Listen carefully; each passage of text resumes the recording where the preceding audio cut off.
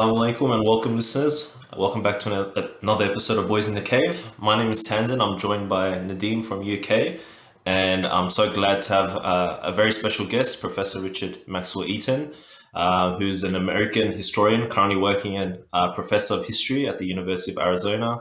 He's known for having written notable books on the history of India before 1800.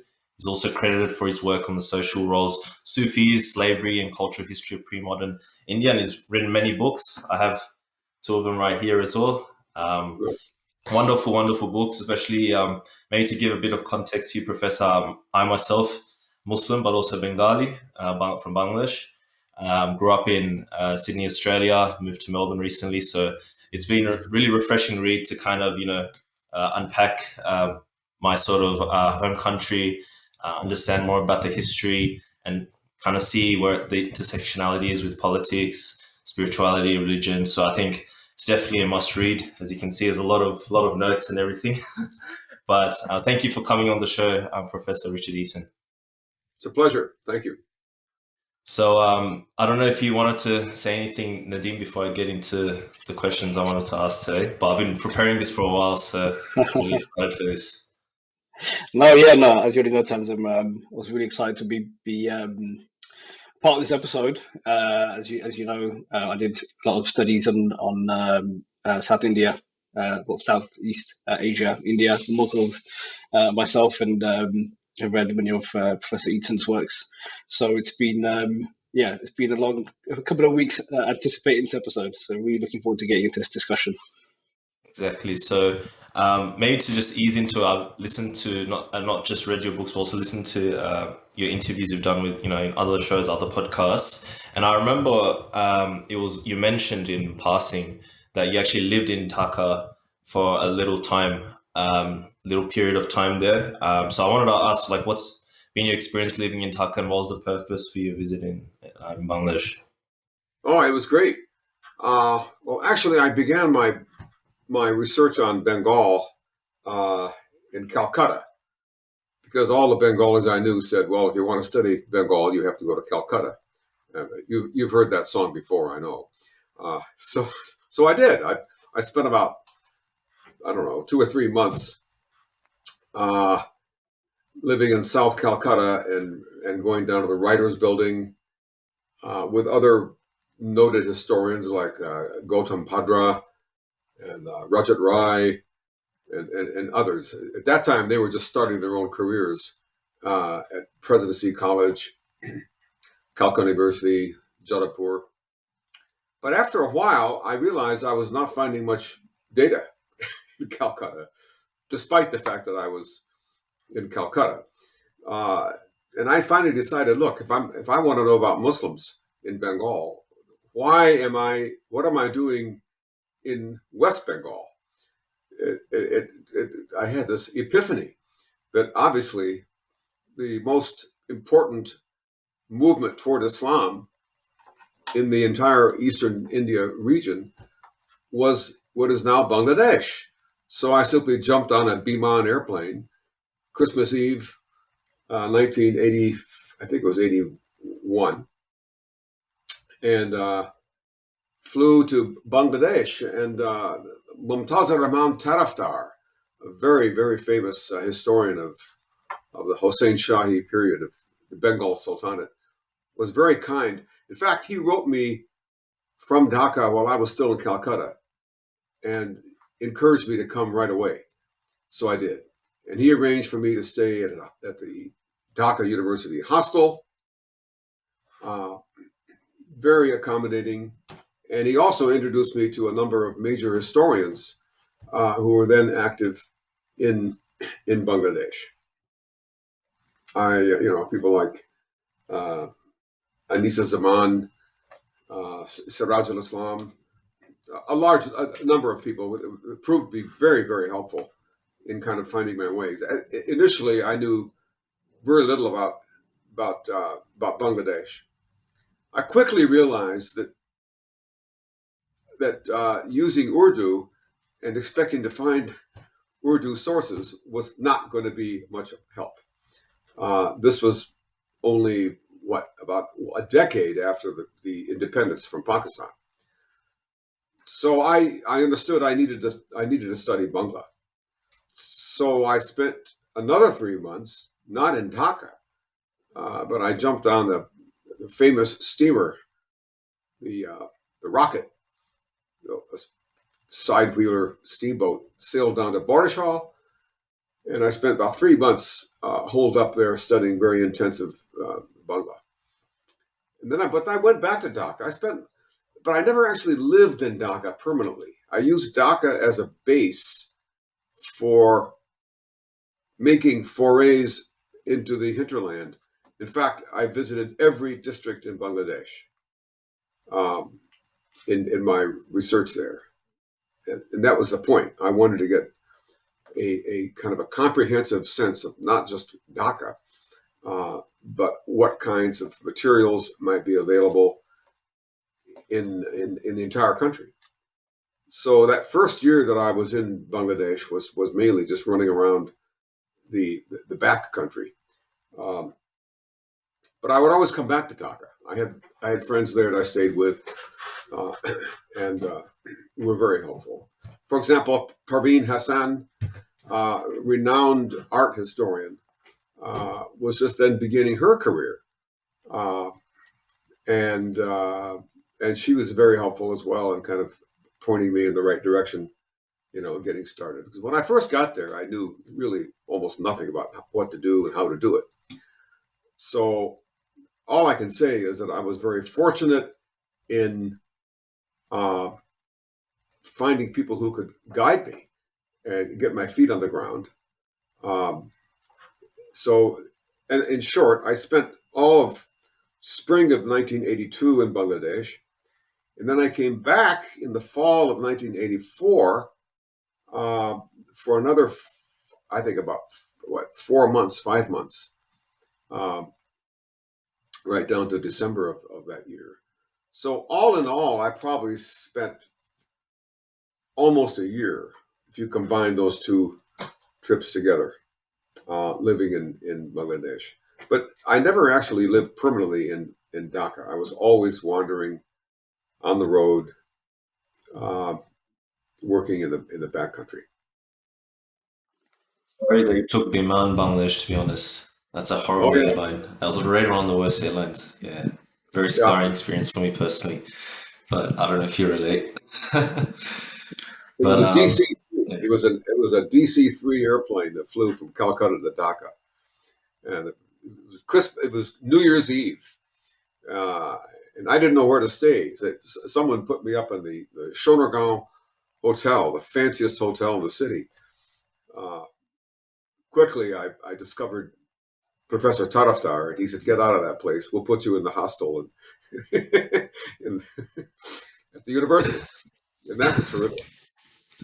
Was there any important sources that you got a hold of that influenced or shaped, for example, specifically in your book, The Rise of Islam and the Bengal Frontier, whilst you're in Dhaka? I know that you said that you were able to get in touch with many different people and that shaped things. But was there any pivotal moment or source that you were able to get a hold of at that I time? think, yeah. If in Dhaka, uh, the pivotal moment was actually uh, being guided to the Minister of Education.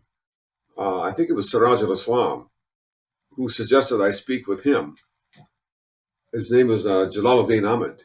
And by chance, his daughter had been a student, an undergraduate student, here at the University of Arizona. And I knew her. So that alone was helpful.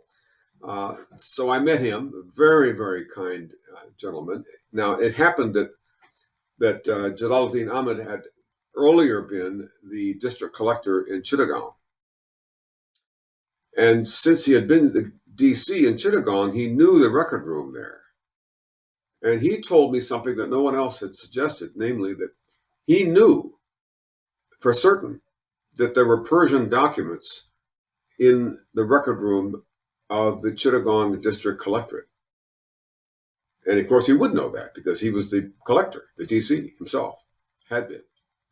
He also knew that there were similar such record rooms in every district of Bangladesh. And I said, wow, that's great. Uh, how can I get into these record rooms? And he said, well, it just happens that he had been assigned by the government to establish the first national archives of Bangladesh. And he also knew that many of the documents that were held in these record rooms, all of them dealing with land settlements of various kinds, obviously, because it's revenue. It's what it's about. He knew that there were that these documents were deteriorating, and I told him my plan was to go around and photograph as many Persian records as I could. So he told me, we made a bargain, in fact, that if I would make two copies, not one copy, of 35 millimeter black and white films of these Persian documents, then I would give one copy to him and keep one for myself. He in turn would give me permission to visit every record room in the country. And that was important. If I did not have that permission, I don't think I could have written the book, because the book was based on many sources, as you know. But I think the most important sources were the primary materials that date all the way back to the 1600s. Persian records that I found not only in Chittagong, but in Dhaka, Borishal, Sylhet, Mymensingh, many other districts as well. So, in sum, I think I would say that the big breakthrough for me was having the support of the Minister of Education, Jalal Ahmed, who was extraordinarily helpful in getting me off. Yeah. I want to ask, before we get into the kind of the meat of the subject, it's a really interesting discussion. How important was it for you to be able to interact with these documents within the language that they were written? Because you mentioned you learned Urdu, you learned Bangla. How important was that as for you as individually, and secondly as a historian? Well, the Bangla was only spoken Bengali for the purpose of getting around. I needed to interact with people all over the country, villagers in remote, districts of the country. But I already knew Persian because I had lived in Iran for 2 years. I lived in Tabriz, actually. And so I got a very good foundation in spoken Persian. Then I learned written Persian. And fortunately, it's a relatively straightforward language to learn. It's not like Chinese or even Arabic. So the challenge then was, once I encountered these documents, the challenge was the handwriting, because these were not documents that were intended to be read by large numbers of people. They were not for the public. They were office documents. These were bureaucrats. After all, they knew what they were writing, and they would write very quickly in Shikasta script, which Shikasta means broken in Persian, and it is broken. I mean, it's not connected. Don't have all the dots, are missing much of the time, and it can be very, very frustrating to try to read that. So when you ask about from the standpoint of history, the biggest challenge initially, anyway, was figuring out how to read these documents. And I was lucky. Here again, historians, you really have to kind of almost depend on being lucky at some point. Otherwise, things don't happen. And so I went through bundles and bundles of Shikasta documents that I had a very difficult time reading, until I finally found one document that was written in perfect Nastaliq Persian. Every dot was exactly where it should be. The writing was clear. The white ants had not yet eaten up the manuscript, the text, of the document. And since these documents were formulaic, that is to say, they tended to be very similar in structure. What changed from document to document were the details of, the date, the name of the donee, the name of the donor, the location of the land, the amount of land, the conditions that were imposed by the state, by the Mughal government, on the person receiving the land. These things varied, but the general structure tended to be very similar from one document to the next. Therefore, when I found that one perfectly clear document, it was almost like finding the Rosetta Stone in the British Museum, which unlocks the whole code, to reading everything else.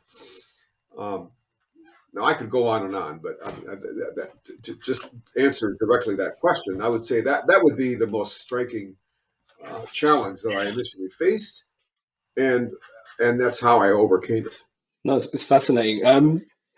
If I just like to follow up on that, if you don't mind me saying, Yeah. The way that some of your books are written, there seems to be a very sympathetic, very personal vein in how you how you're writing and presenting the history. Do you feel that was influenced by the fact that you knew the language and you had this connection with the text, or was that from your kind of learning of history and how to do history? Well, that's a good question. I mean, I think I hear you asking about style. Yeah, I think it's about style, and I think it's about. I don't want to name any names, but there are some historians of Southeast Asia who don't speak the languages, and yet have written histories on various subjects to do with Southeast Asia. And it's very obvious, I think, when you read their works without knowing that they don't know the language, you can immediately tell they don't know the language. Well, you have to know the language. That's Yeah, if you don't know the language of the people you're writing about, exactly. you can't really do very much. Although I am aware of what you're referring to, and I myself have seen historians who try to, shall we say, disguise their ignorance of the language and culture by writing an Yeah. obscure, arcane jargon in English, which is impenetrable. And those books, I seldom get past page 1, maybe page 2. That's and I'm sure you've seen the same thing. No, absolutely. Yeah, Yeah. absolutely. I wanted to sort of ask in regards to the book, The Rise of Islam in the Bengal Frontier.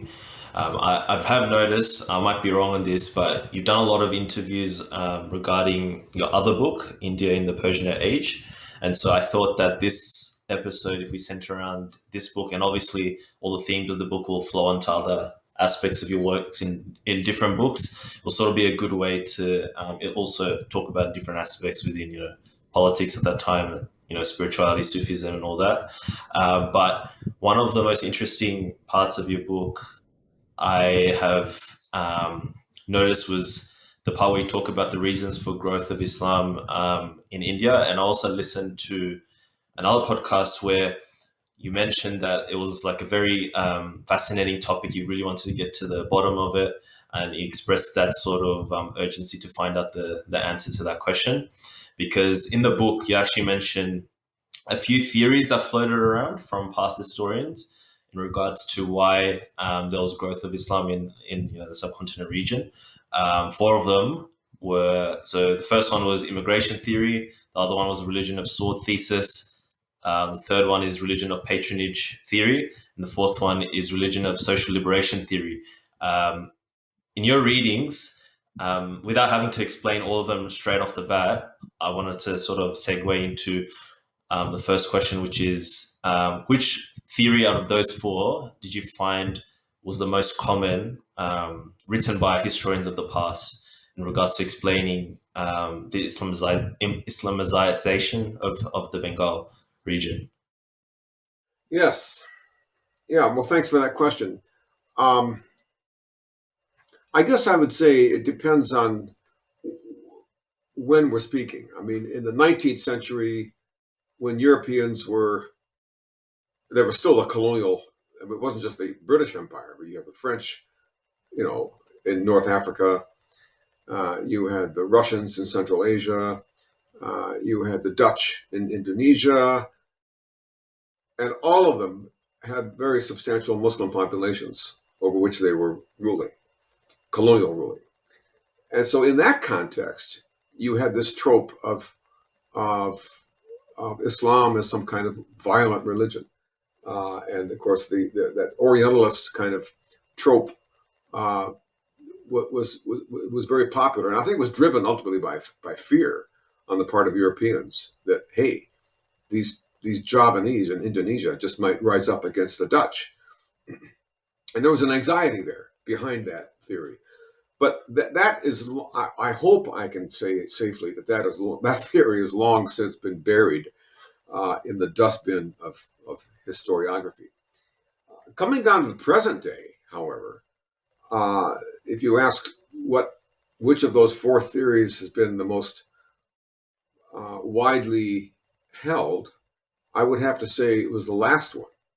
That is the religion of social liberation, as I would put it, because it sounds so plausible. Here you have these Sufis who are construed as men of love and humanity and peace, and it sounds plausible that they would be the ones to whom people would gravitate. And I have to say, even though historians of India and historians of Pakistan are on most issues very much divided, bitterly opposed. I mean, Pakistan identifies certain people as villains and others as heroes, and India will be just the reverse. The same people who are villains for one are heroes for the other.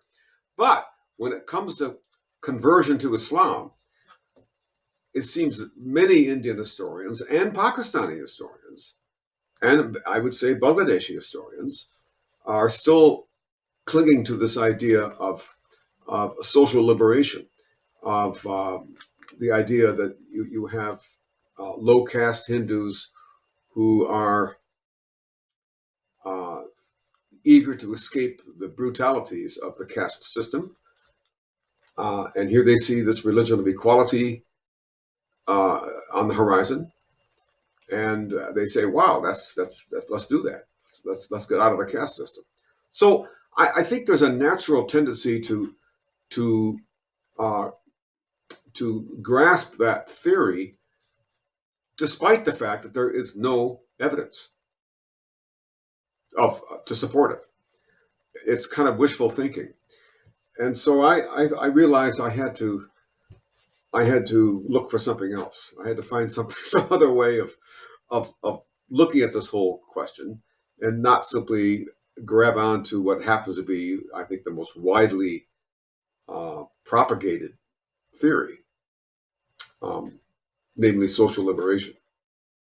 Yeah, that's really interesting that you mentioned that, because when I was reading the book, you mentioned the four theories, and I just sort of assumed, I didn't know if I was reading properly, but I just assumed it would be one of the four reasons. But then you go to the end of the chapter and you're like, none of these theories are sufficient enough to explain why some That's right. spread. I'm like, oh man, it was like a big cliffhanger, and I was Yeah, racking my brain.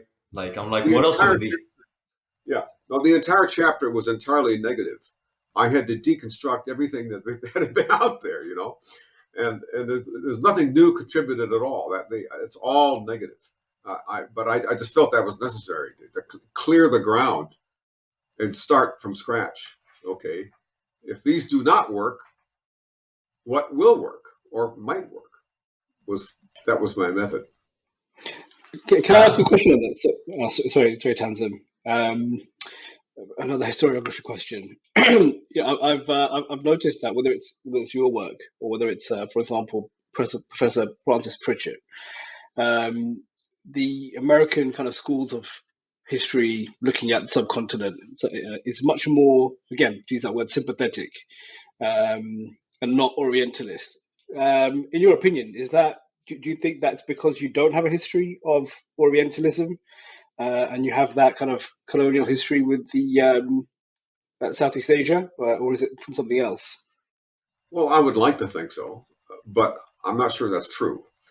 I think that, in the early 20th century, there were American historians who, even though we didn't have, we did have an empire. We ran the Philippines. We still have various kinds of empires even today, but nothing like the grand colonial empires of the 19th century, 18th and 19th century. That's true. Uh, so, I would say that by and large, I think you're right. Americans do not have to be defensive about at least an empire in Asia, or barring the Philippines again. Apart from that, um, and so maybe that did make it somewhat easier to look for some other explanation, than to fall back on these worn out, useless 19th century Orientalist tropes. One thinks of Max Weber. Uh, there's a whole line of them, and look at the art that was produced in the late 19th century. I'm thinking of artists who were drawing lurid paintings of executioners with bloody swords. It gets very gory, but that it is reflected in not just the history writing, but also the kinds of artistic work that was being done at that time. So all that's passed, but it still does weigh heavily, I think, even on today's post-colonial peoples. And it works itself out in interesting ways. So yeah, I that's probably true. Really interesting.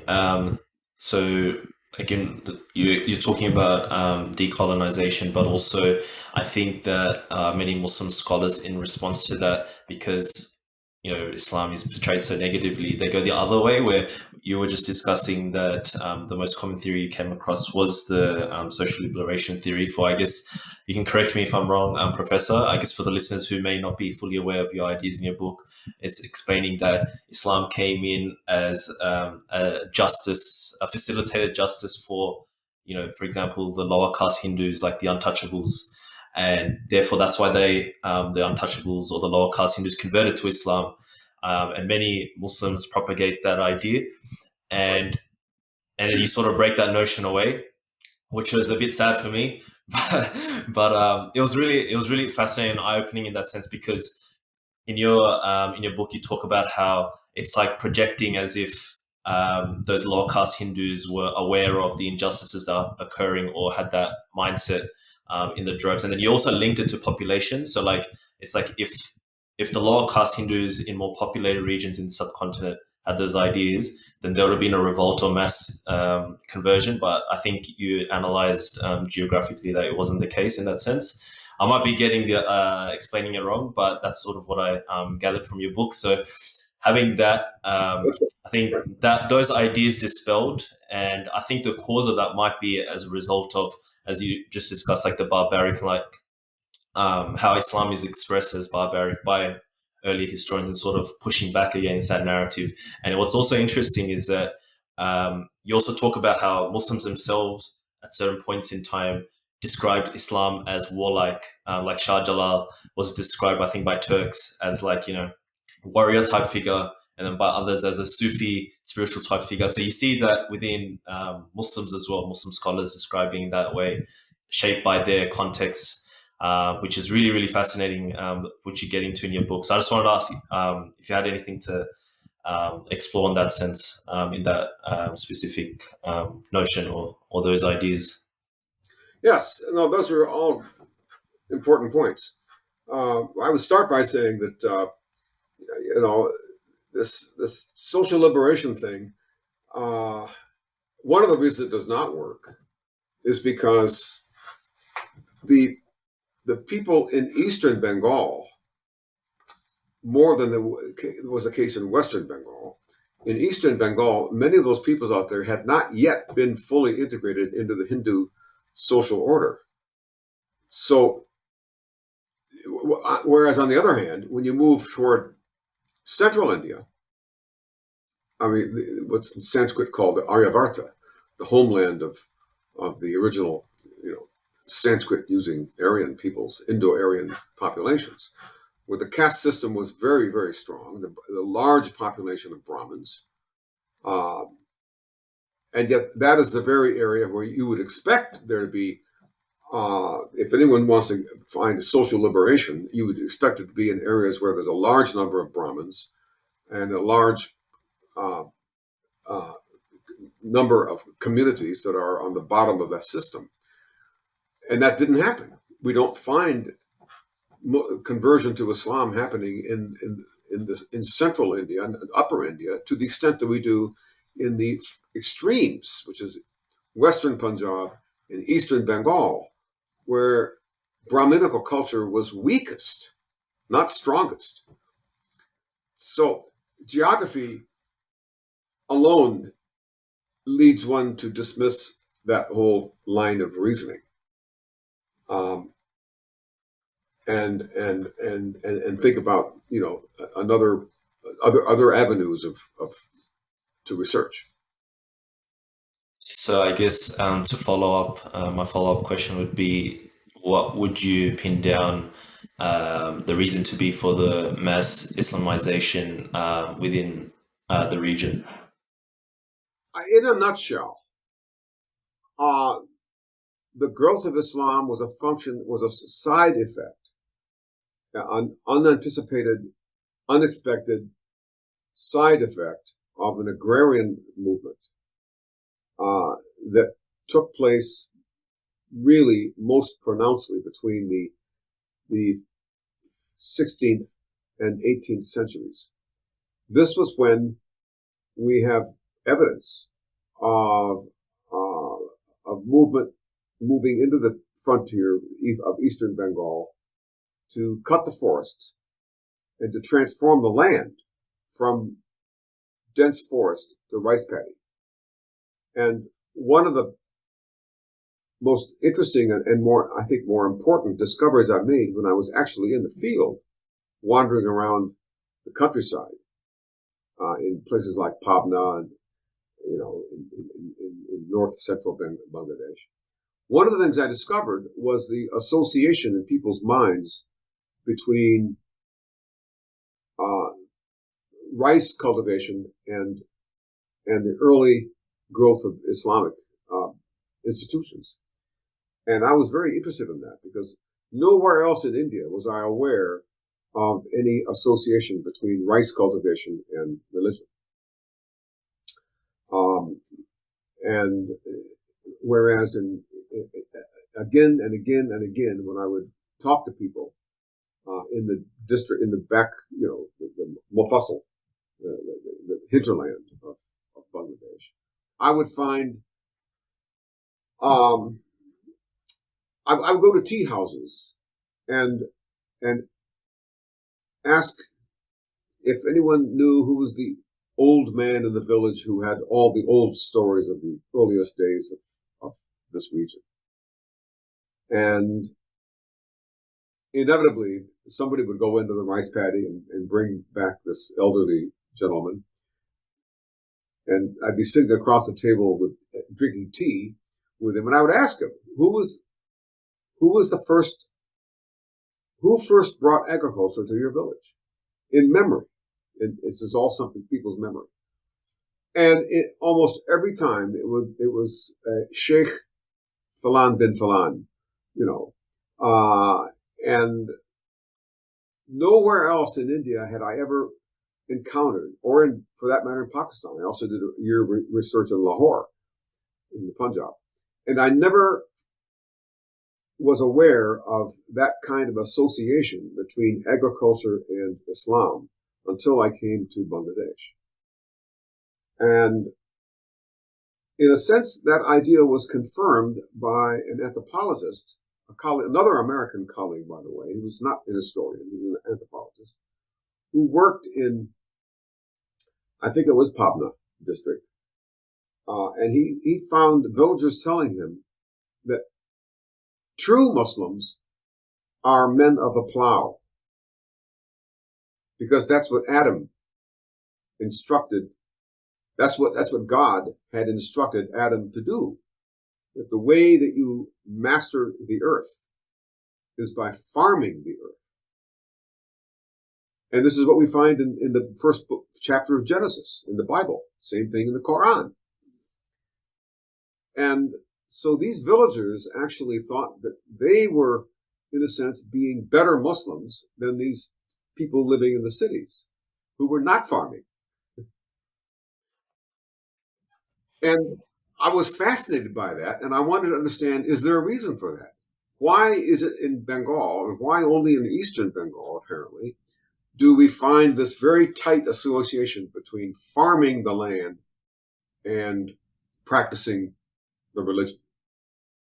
So I had figured there had to be a reason for this.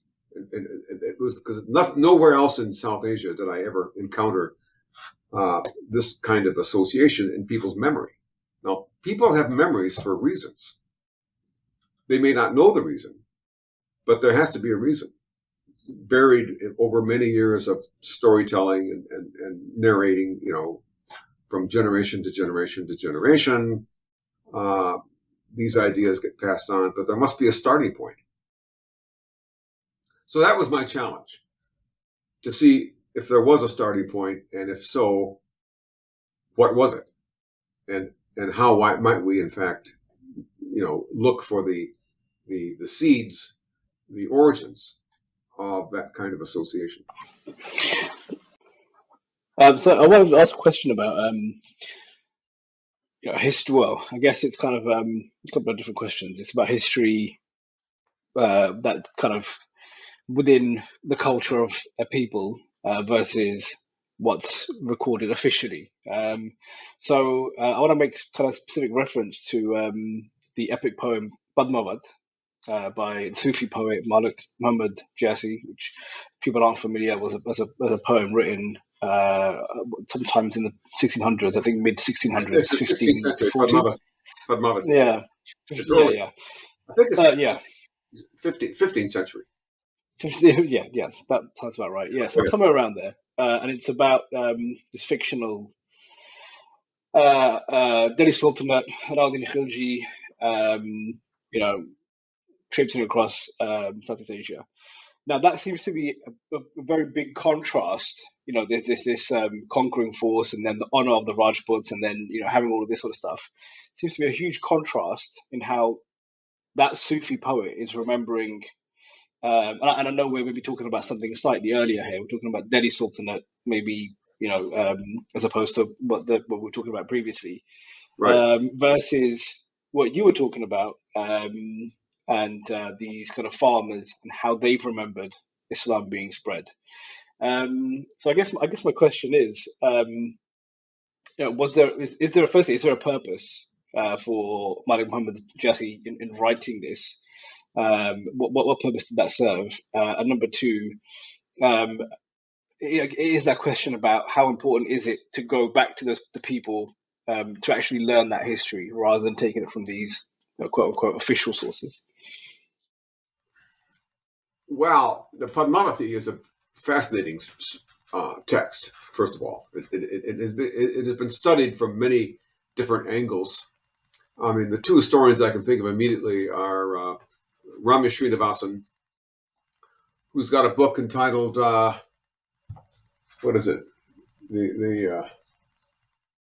Well, I have it here in my study.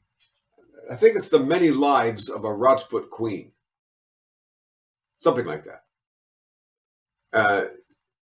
Have you seen that book by any chance? Yeah, I think I know what you're talking about. Anyway, what she does, she's actually, I think, inspired by the famous Indian historian Romila Thapar, who wrote a very important monograph on the Temple of Somnath, and the idea being that there is no single story of what happened when Mahmud of Ghazni attacked the Temple of Somnath in the early, I think it was 1023, early 11th century. And so she studies what do the Sanskrit sources say? What do the Persian sources have to say? What do the Jain sources have to say? You know, what do the British colonial sources tell us about this?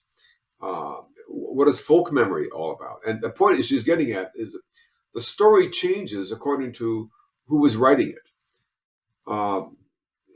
In the Sanskrit sources, for example, nobody even mentions the destruction of the temple of Somnath. It's like it never happened. Whereas early Persian sources were trumpeting the conquest of India by Mahmud of Ghazni, and the destruction of the temple was seen as a great moment in the history of Islam. And then you get the Jain sources who say, hey, the fact that Mahmud destroyed Hindu temple but not Jain temples only proves the power of Jainism. And everybody was reading a different kind of vision of the event. And in the last analysis, Romana Tupper does not come out saying what actually happened. She's only interested in the different versions of the story. Now, something of the same sort happens with the Padmavati, the book by Ramesh Srinivasan, who, in fact, the title gives it away. The title is, I think, The Many Lives of a Rajput Queen. The point being that she also has many lives, depending on who's telling the story. And so she goes through the same kind of catalog of different narrations, respecting Padmavati as Romana Tupper did, respecting the Somnath temple. So I guess what we're saying here is that this kind of history writing can be very frustrating for people who would like to have their history all neat and clean and tidy and straightforward and unproblematic, all wrapped up in a big bow. Here's what happened. We know the final story, and this is the truth. End of discussion. I mean, my own students, I can sense they are somewhat bothered by the fact that there's no real final verdict on what actually happened at Somnath in 1023, or what happened, at Ranthambore, the Rajput fort that was attacked by Alauddin Khilji. That's why I think these histories are really interesting, is that they've moved away from trying to establish a once and for all final truth. And they are conceding the fact that good historians have always known, but maybe were not willing to confess, which is that history is always messy. And what actually happened depends on whom you are asking and the particular context of the writing of that narration, right? Another historian who's written about Padmavati is Aditya Bell, who has a book. See if I can find that one. That's I think it's called Padmavat by Malik Muhammad Jesse, Ditya Bell, and Wendy Doniger. Is that right? Wendy Doniger, that's right. Wendy Doniger, basically, Aditya Bell died before he finished the book. So Wendy more or less finished it. And Aditya Bell has a fascinating theory, which is that what Muhammad Jayasi is doing is he's telling a Sufi narrative of, the story of the path of Sufism, which starts with the traveler and it ends in fana, which is to say annihilation. And that the Rajput warriors who committed suicide were in effect enacting a Sufi plot. So the real heroes of the story is not Sultan Alauddin Khilji, but the Rajputs, who were doing exactly what Sufis had always recommended people to do, you see. So, I mean, it's really interesting how you look at these different ways in which the same story is being told. Uh, and I think, to me, that's what makes history so fascinating. It's you're not just telling the story of what happened. You're telling the story of what different people thought happened, and the reason why they constructed the story in the particular way that they did. In your book as well, you mentioned in terms of the mass Islamization, as you just discussed previously about the agrarian Yeah, side of things. What's really interesting as well, you go into detail about the Mughals' state religion, which is they didn't really actually have a state religion in that regard, even though they were Muslim by name. You'd expect, or maybe we were sometimes we're told by the media that they had this hard stance, sort of Islamic way of ruling. But from in your book, you actually unpack that it isn't the case, where they're more concerned about wealth building and acquiring revenue, essentially. And I think what's interesting is because we're talking about how Islam spread, how to, I guess, someone doing a cursory reading or someone that is just getting into this topic or learning more about it, it might seem like a contradiction. Like, how is Islam spreading so rapidly if the so-called Mughal government at that time didn't actually impose a new religion? So I wanted to get your thoughts on that. well, yeah, that's a great question. In fact, I think it's the question. It's the central question. I mean, you start with the fact that the Mughals were completely uninterested in religion. They did not advocate conversion. In fact, I think it's Islam Khan, one of the first governors in Dhaka, despite his name, Islam Khan, he punished one of his jagirdars for converting his servant to Islam, and he demoted him. He took his jagir away because, and he cited precedent. He said, when Akbar was first conquering the Bengal Delta, uh, he made a solemn commitment that we were not going to interfere with religion.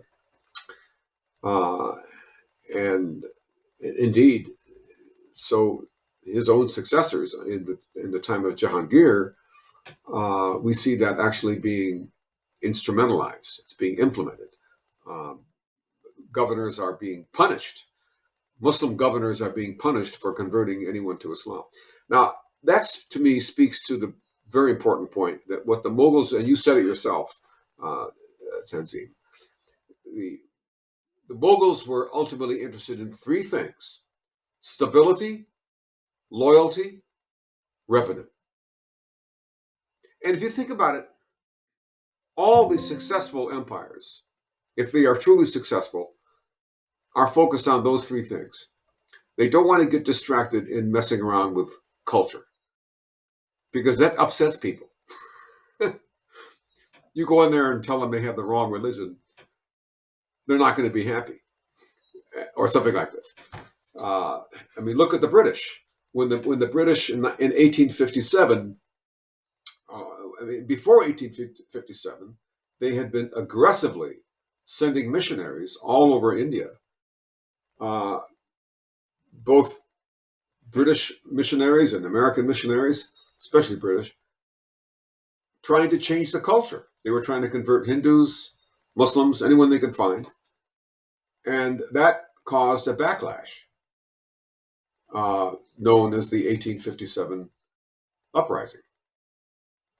So the point I'm making is that successful empires are the ones that do not interfere with religion.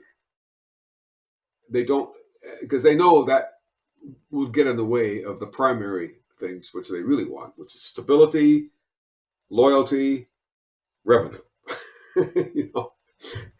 And that to me is the point about the Mughals. And they were very smart in that sense. They understood very well that they have to keep their eyes focused on what really matters if we're going to run an empire that's going to work. So this is why under Aurangzeb you have many more Hindu jagirdars than you have Muslim jagirdars. You have more temples were built in parts of Bengal than mosques were, even under Aurangzeb. Of course, he didn't know it. He was off campaigning in the Deccan, but it was the government in Dhaka was running the show. So the point I'm getting at is that this all takes us to this paradox, and you stated it yourself, Tanzim. If the Mughals are not interested in religion, why then was it under the Mughal administration that we find the most dramatic increase in Islamization in the countryside? And the answer, to me anyway, finally, has to do with the connection between development of the frontier, cutting of the jungle, and the organization of indigenous tribes into labor gangs who would then become farmers, it was a radical transformation in their lifestyles. People who had theretofore been hunters or fishermen or shifting rice cultivators, as say dry rice cultivating, suddenly find themselves in a rice paddy in a completely different lifestyle, totally different from the pattern of life among the tribal populations that had been in Bengal theretofore. As a consequence, the men who were understood as instrumental in causing that transformation of the land, and therefore the transformation of the occupation, the lifestyle of the people, those men became upgraded in people's memory. Ordinary, you could say, developers, land developers, became remembered as having been great sheikhs. In other words, the whole culture of Sufism, in many cases, was something that was retroactively constructed on people who were not necessarily actually sheikhs at all. They may have been Muslim, but they were remembered as sheikhs, and soon their gravesite, over the gravesite, there will be coming a mazar, a shrine, and the shrine gets bigger over time, and legends are told about the miraculous deeds that Sheikh so-and-so had been able to perform. And so I think we're talking here about memory as much as we are about history. And that's what is fascinating about the writing of history. You're confronting not only some objective past, which we think existed somewhere, in earlier times. We're also confronting the memory of people who, over many generations, have constructed that past in their own minds. And as I said at the beginning of our interview, my challenge is to find where what is the origin of those constructions? Where do those memories come from? And that's why I was so excited when I began working with these Persian documents, which actually told me about these early developers, who they were, where they went, what they did, and how they were ultimately remembered over time. So, frontier is an interesting word. I mean, typically, how I would understand that, perceive that is, a violent, colonially backed movement to displace indigenous people and take their land. I'm thinking of something like the Trail of Tears, for instance, Right. where indigenous people don't actually have the use of their land. They may have some ability to hunt or something of that nature, but maybe not necessarily farming in the way that you're talking about. So, I Yes. mean, I think the question is, how far is it a frontier? And what you're Well, talking that's a about, very was it? good question. I'm really glad you raised that question, because some of my critics, and of course, we all have critics. Every historian has a critic. Some people have argued that the use of the word frontier was a mistake because it immediately reminds people of Frederick Jackson Turner, the American historian, who in 1893 or 98 something, in the end of the late 1800s, Turner argued, he created this idea of the frontier, of the American frontier, in which you have descendants of Europeans starting on the East Coast, Boston, Philadelphia, New York, and then moving west. And as they move west, they not only transform the land, as happened in Bengal, but they drive the indigenous population off the land, or they exterminate the indigenous population, or they round them up and put them in reservations because they want the land for themselves. They want to farm that land. So this is true colonialism. I mean, the word colonial is based on the Latin word colon, which means farmer, right?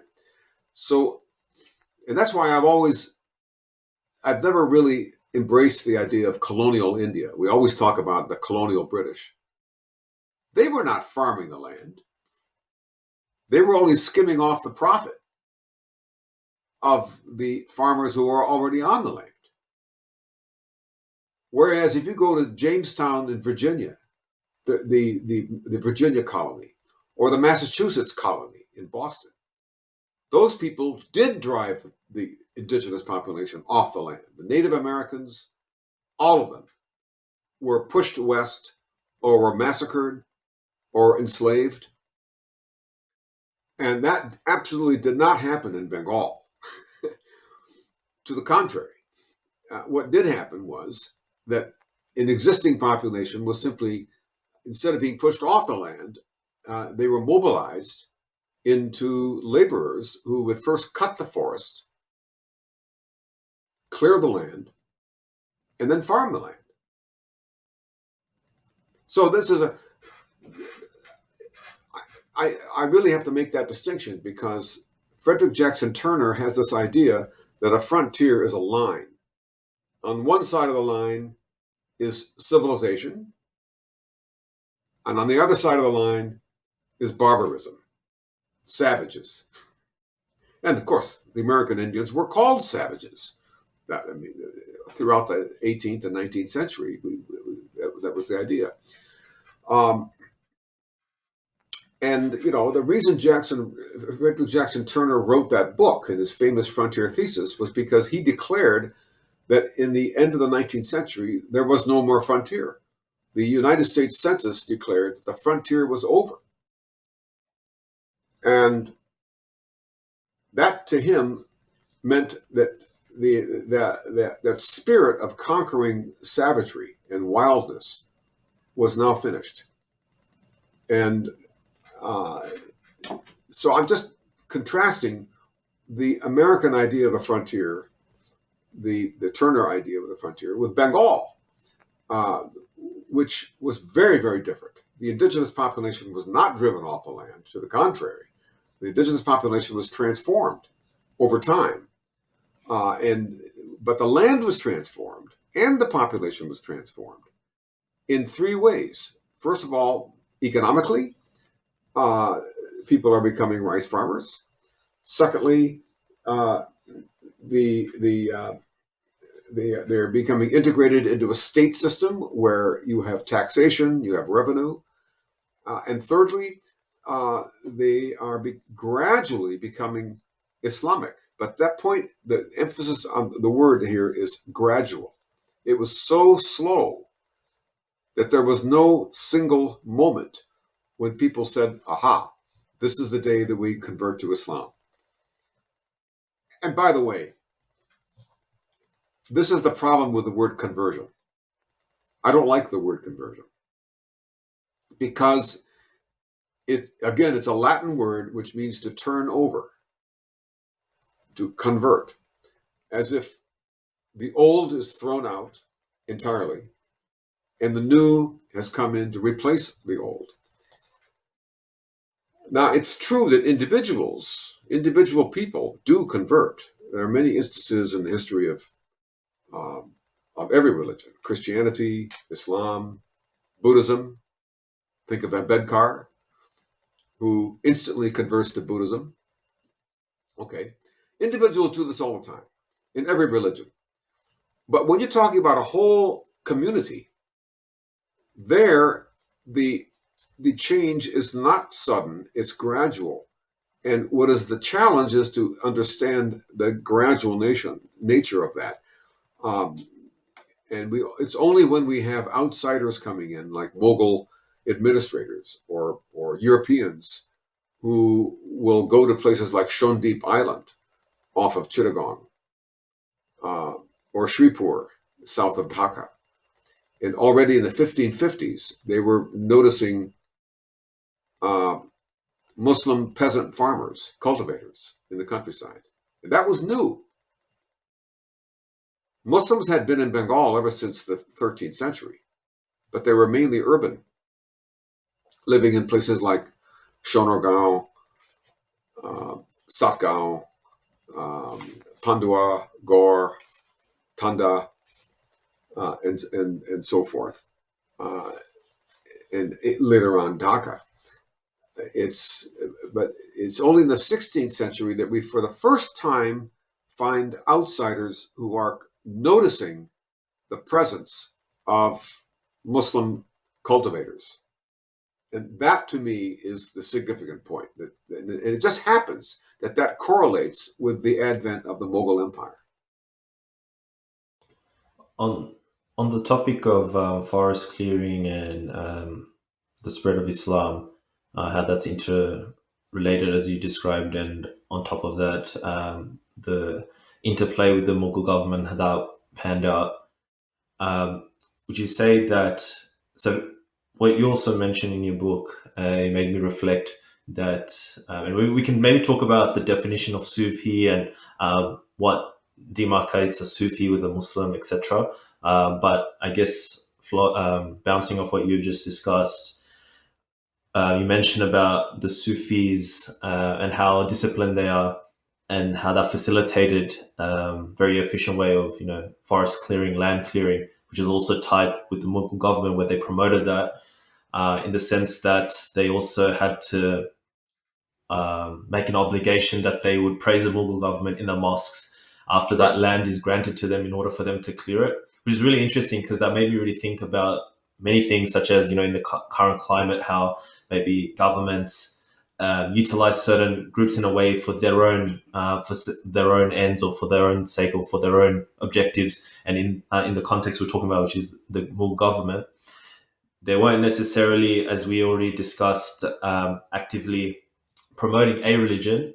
They were just promoting or utilizing a movement, which is Sufis and land clearing, in order for them to establish a good rapport within society, or have that close link with the Sufis of that time that had a lot of power, a lot of sway and spirituality, in order for them to just essentially accumulate revenue, right? So it's all sort of interlinked. So I just wanted to get your thoughts on that, like essentially the Mughals strategically, as you mentioned, because they were smart about it, strategically utilizing or finding a means in order to essentially continue that revenue growth and accumulation. Yeah. Well, yes, I agree with what the general point you're making. It's there are two elements we're leaving out, though. One of them is the fact that not all these people were Sufis. They may have been. They have. All we have is their names, like Sheikh. Not every Sheikh is a Sufi. Could be. It's possible. But we don't know for sure.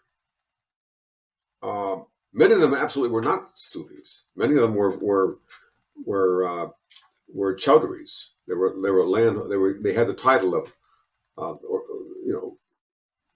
so and so chowdhury, which means they were already a landholder of some kind, and they were oftentimes the ones who were given these land grants.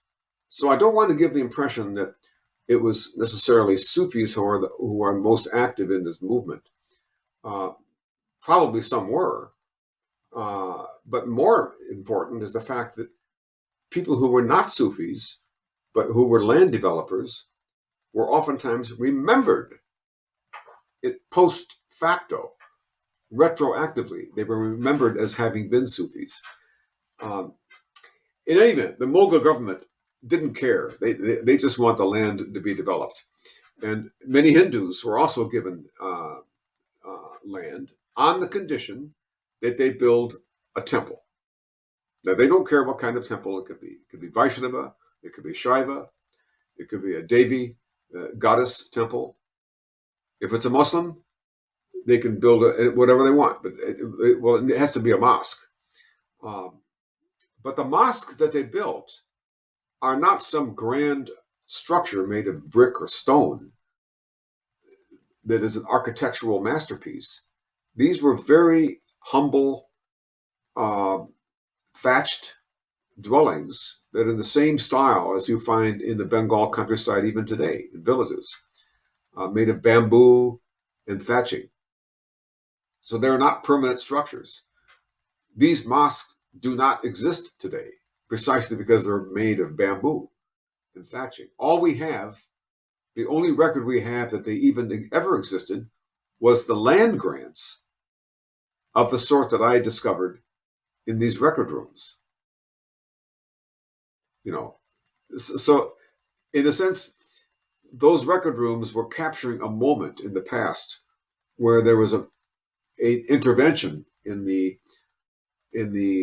environmental and socio-cultural environment, the natural environment and the cultural environment, were both transformed by the advent of these grants, which, as I said earlier, changed the land and changed the people, and ultimately changed the religion, but only over the long course of time. I mean, the fact is that the mosque or the temple that was built in the center of these new land cleared jungle areas, they in turn became the nuclei of new communities, which provided a sense of stability in an area that theretofore had been rather uncontrollable. And again, stability was one of the things the Mughals absolutely wanted to have. And if it were a Hindu with a temple that was providing stability, that's fine. If it's a Muslim who builds a mosque providing stability, that's fine. And it just happened that more developers were Muslim than were Hindu. So we end up with a larger number of small thatched mosques than we do thatched temples. And also on top of that, because we're talking about, like you just mentioned, Hindu temples, Mughals facilitating that, and also mosques. It's also going off what you mentioned earlier about Hindu custom versus Muslim rule, and Mughals not having a state religion in that side of things. It reminded me of the part where in your book you talked about the Portuguese Christian missionary that went to the Bengal region, and essentially one of the people he was with was a Muslim, killed a peacock, and that peacock is a revered creature or bird in Hindu custom, and so the Mughal authorities, being Muslim, actually sentenced the Muslim under Hindu custom law. So a Muslim sentencing a Muslim under Hindu custom law, which is really interesting incident to dissect. So my question to you would be then, in the case of Hindus and Muslims and managing that as a state, were there laws that were specifically implemented strategically in the case of Hindu custom law in specific context? Like, how did the Mughal state navigate that situation? Like, when would the Muslim law be, the Sharia, for example, be applied in that context, or would Hindu Yeah, custom law be applied? Like, how did they yeah. go about navigating that side of things? That's a very good question, because you're quite right.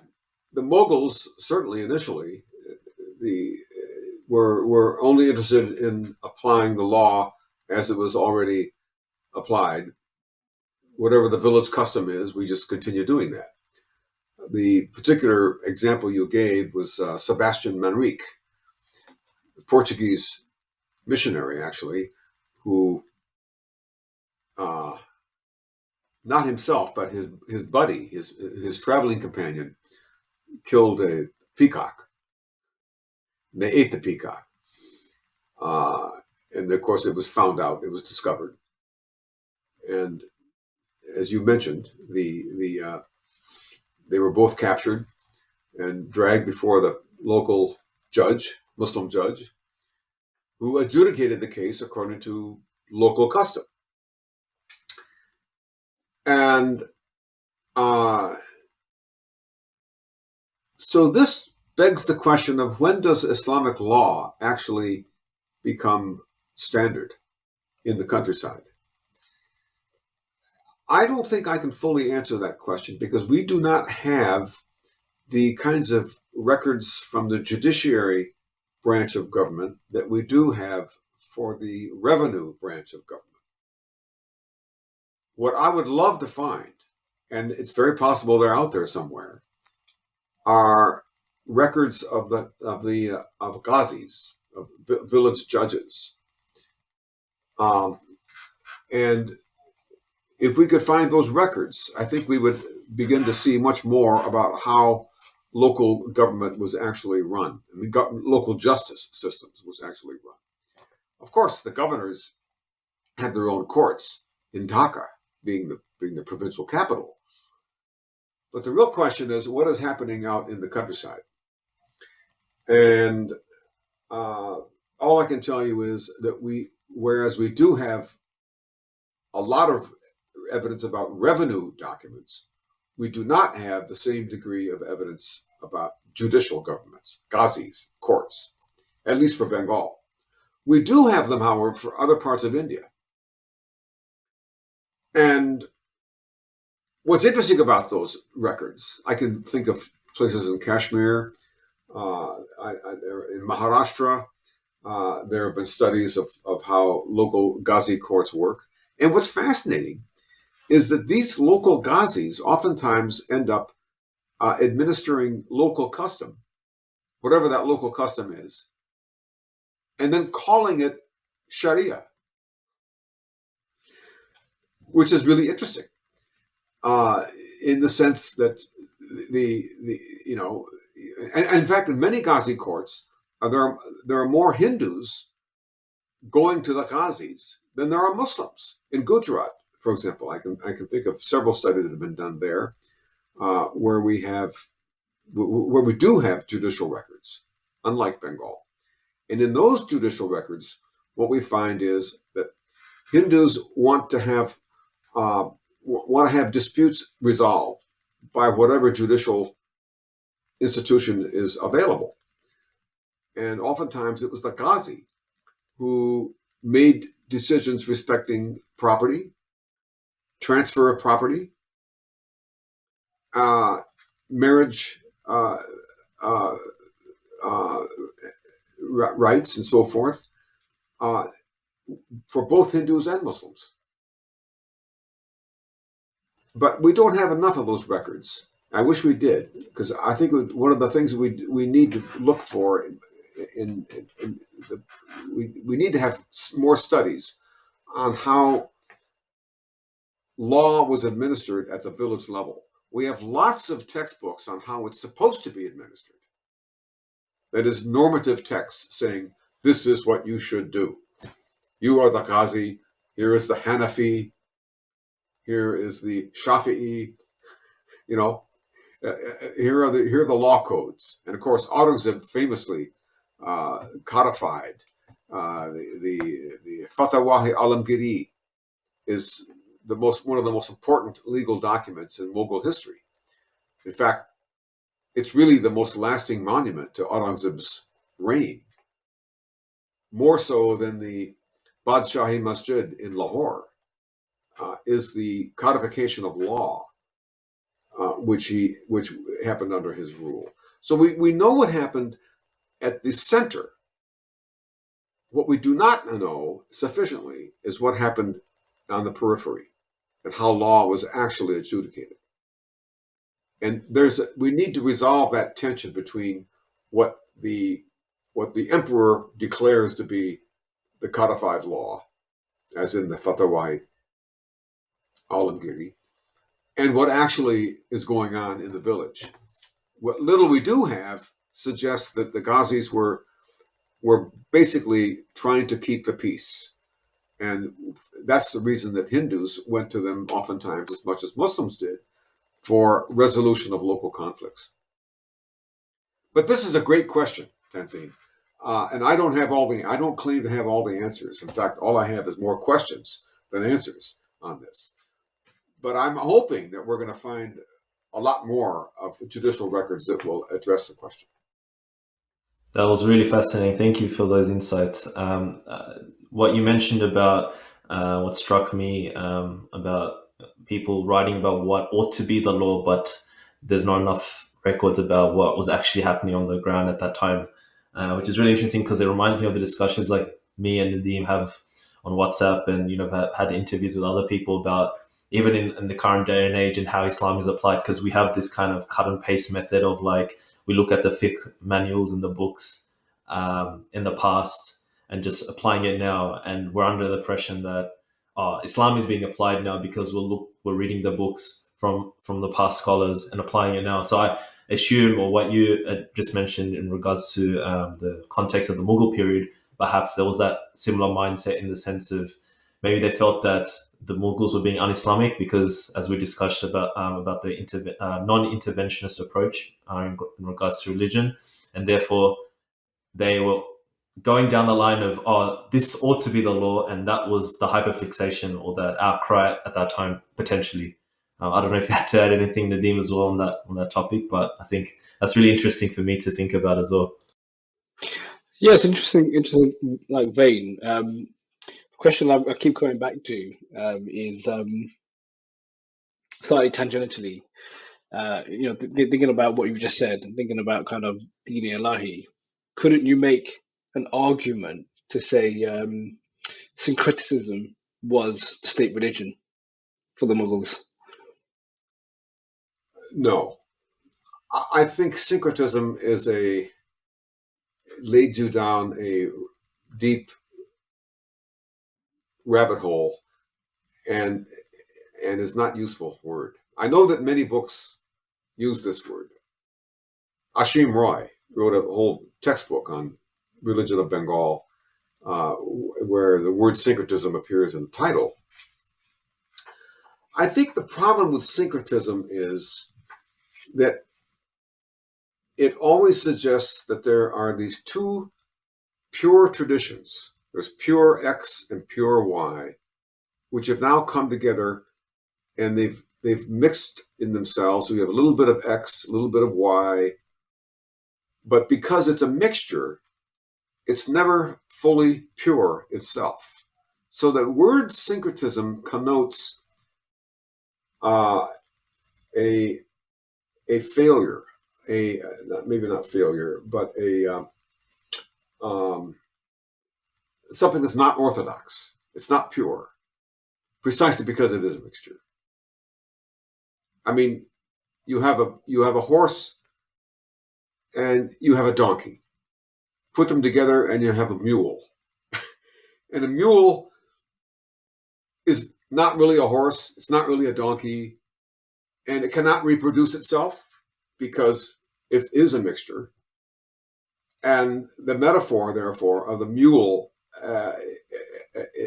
and syncretism, I think, does work because it is an offspring of two separate entities, which is not in itself sustainable or reproducible. So I think syncretism, we should throw it out as a concept. I think it doesn't do any good at all. I mean, I have yet to find any believer in any religion who will admit to saying, I am a syncretist. Everyone wants to be pure.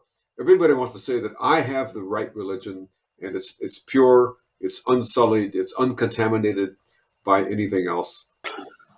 And so I just think the word is problematic, and it takes us into territory that is not useful. Well, isn't that what modern Hindutva, isn't that what, I mean, putting Islam aside for a minute, isn't that what Savarkar would argue, and modern Hindutva would argue, that they are syncretic to an extent, and that's why they, as a culture, as an Indus culture, are successful. You mean Hindutva as syncretic? Yeah, I mean, the thing about Savarkar's work, he talks about an Indus Valley culture, and not Hindu. Savarkar. Oh, Savarkar. Oh, Savarkar. Yeah. Yes. Yeah, he talks about that kind of culture, not as a religious, set of tenets or beliefs, but a set of cultures, Jainism, etc., etc. Where and in that place, Islam has no place. No. It's so wouldn't they argue that they're successful precisely because they're syncretic? I've never heard any Hindutva, person who would identify themselves as a Hindutva wala or something. I've never heard them use the word syncretic when describing themselves. I'm not saying it's never happened. I'm just saying I've never heard anyone of any tradition describe themselves as syncretic. It's usually a term that's applied by outsiders who come into the village and say, "Oh, we see a little bit of X, a little bit of Y, a little bit of Z. We're going to call it syncretic." That's not necessarily the people see it.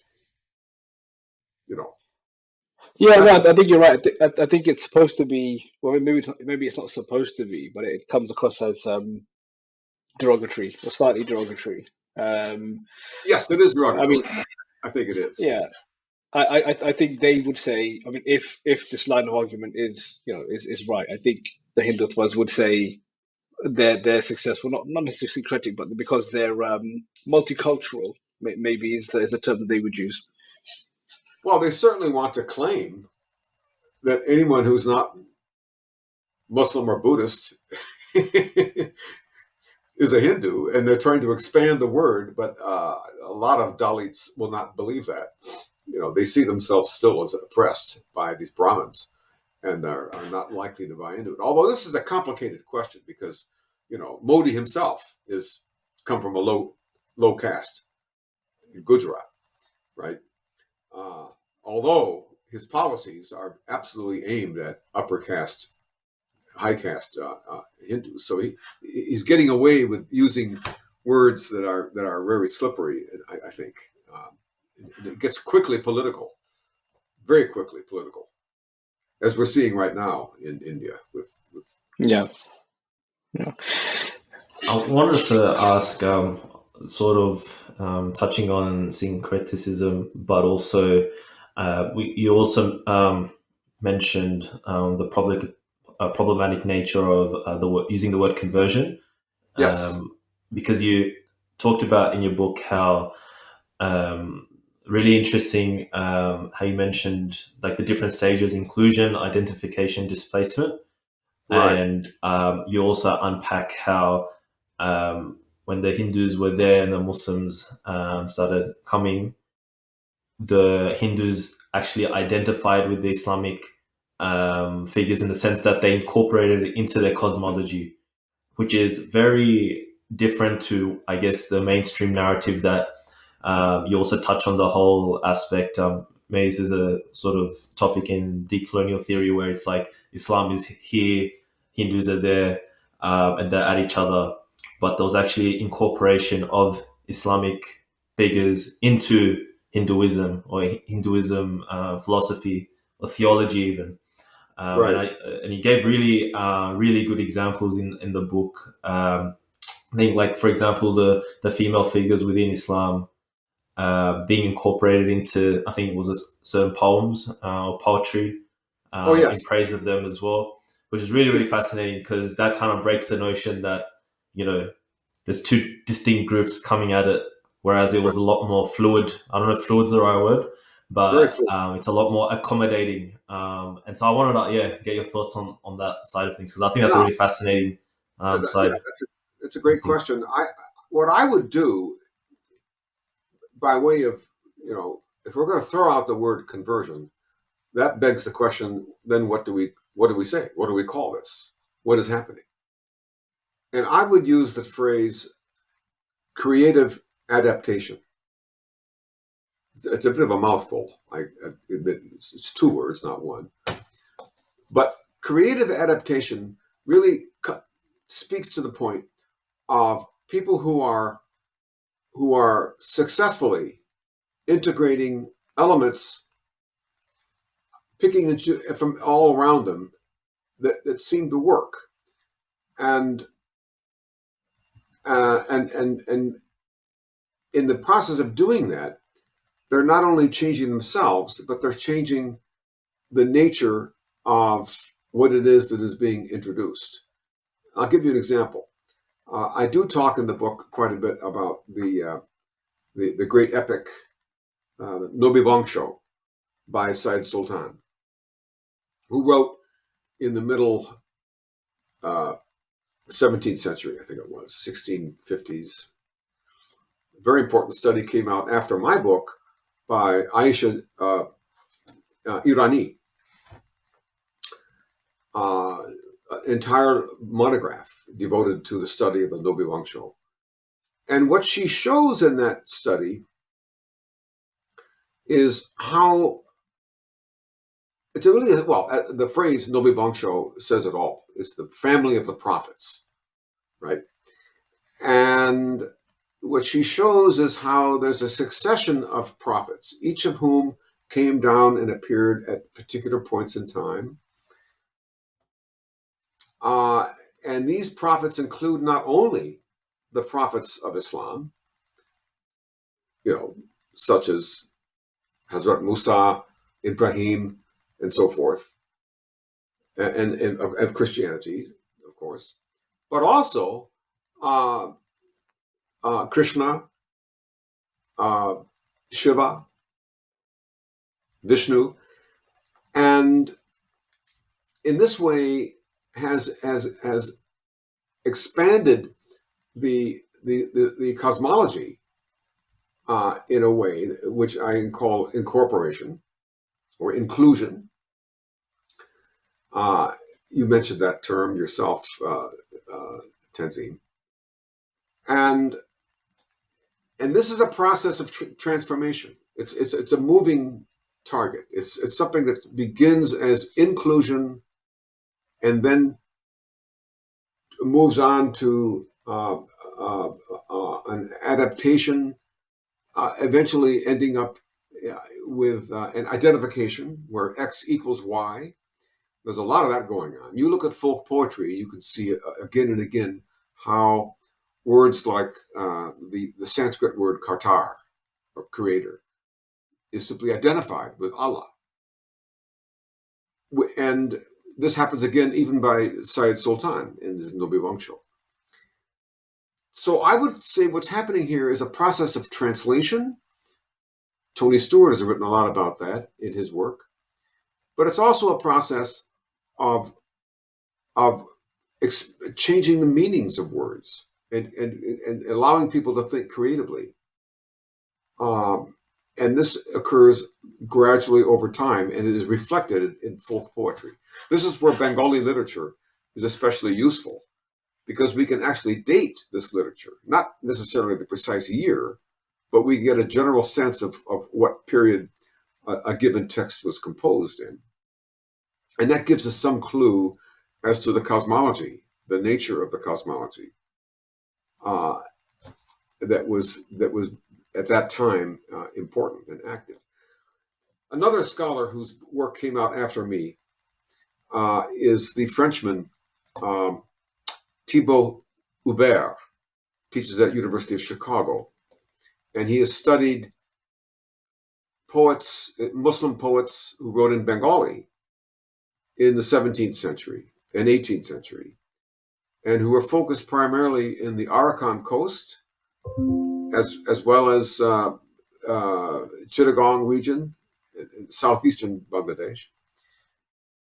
And he's written some very important studies of their works and how they dealt with the issue of script. You know, is it permissible to write about Islam using the Bengali script, which for many people was problematic because of its association with Sanskrit? And there's a particular genre of poetry that he studies called the Nurnama, that is the Book of Light, where you have different poets using Bengali in different ways. You can see there's a transition going on here, how Bengali itself is becoming assimilated as an Islamic language, just as Islamic as Arabic.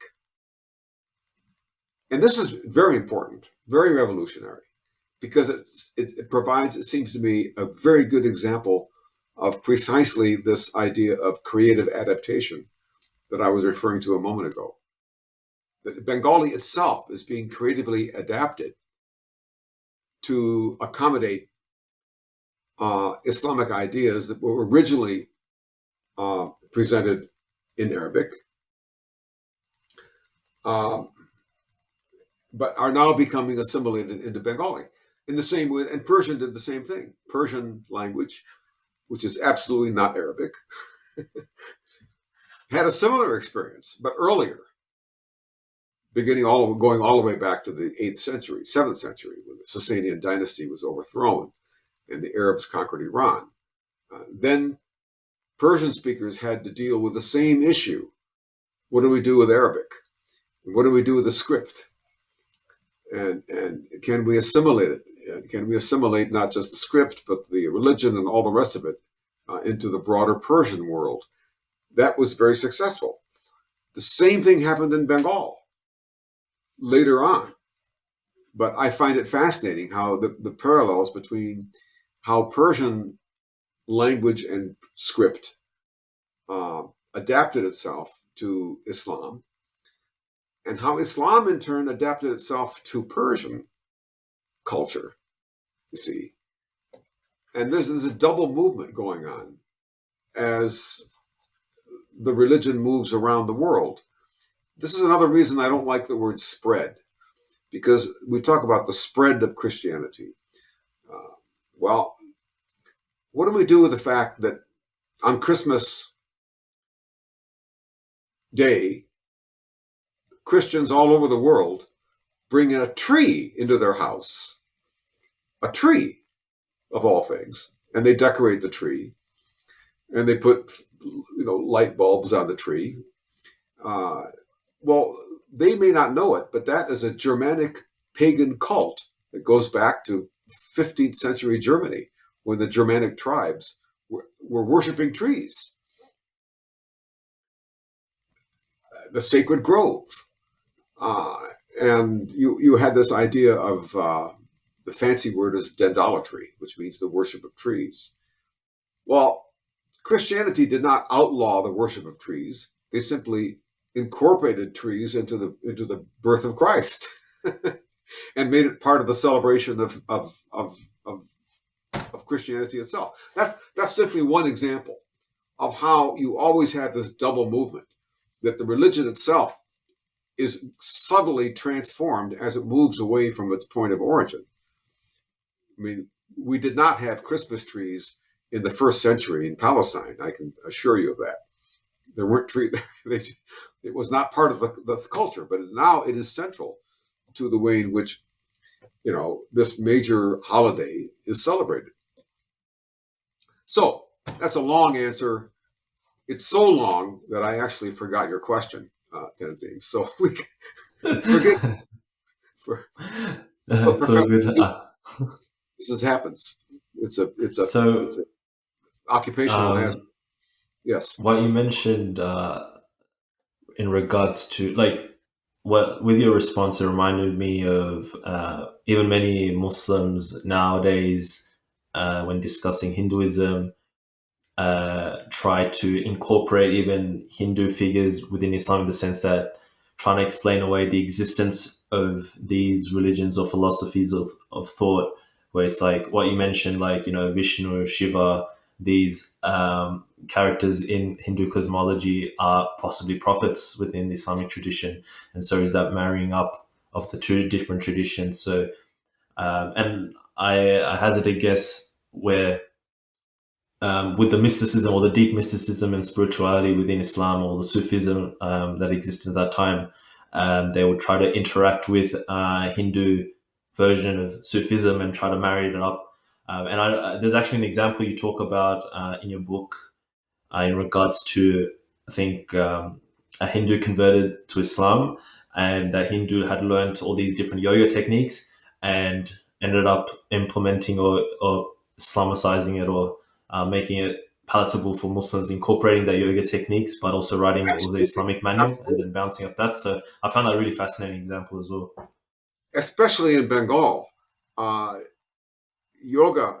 I mean, you have all these medieval Muslim writers in Bengali writing about yoga, not yoga, uh, becomes incorporated uh, into Islamic Bengali Islam more so than Bengali Hinduism.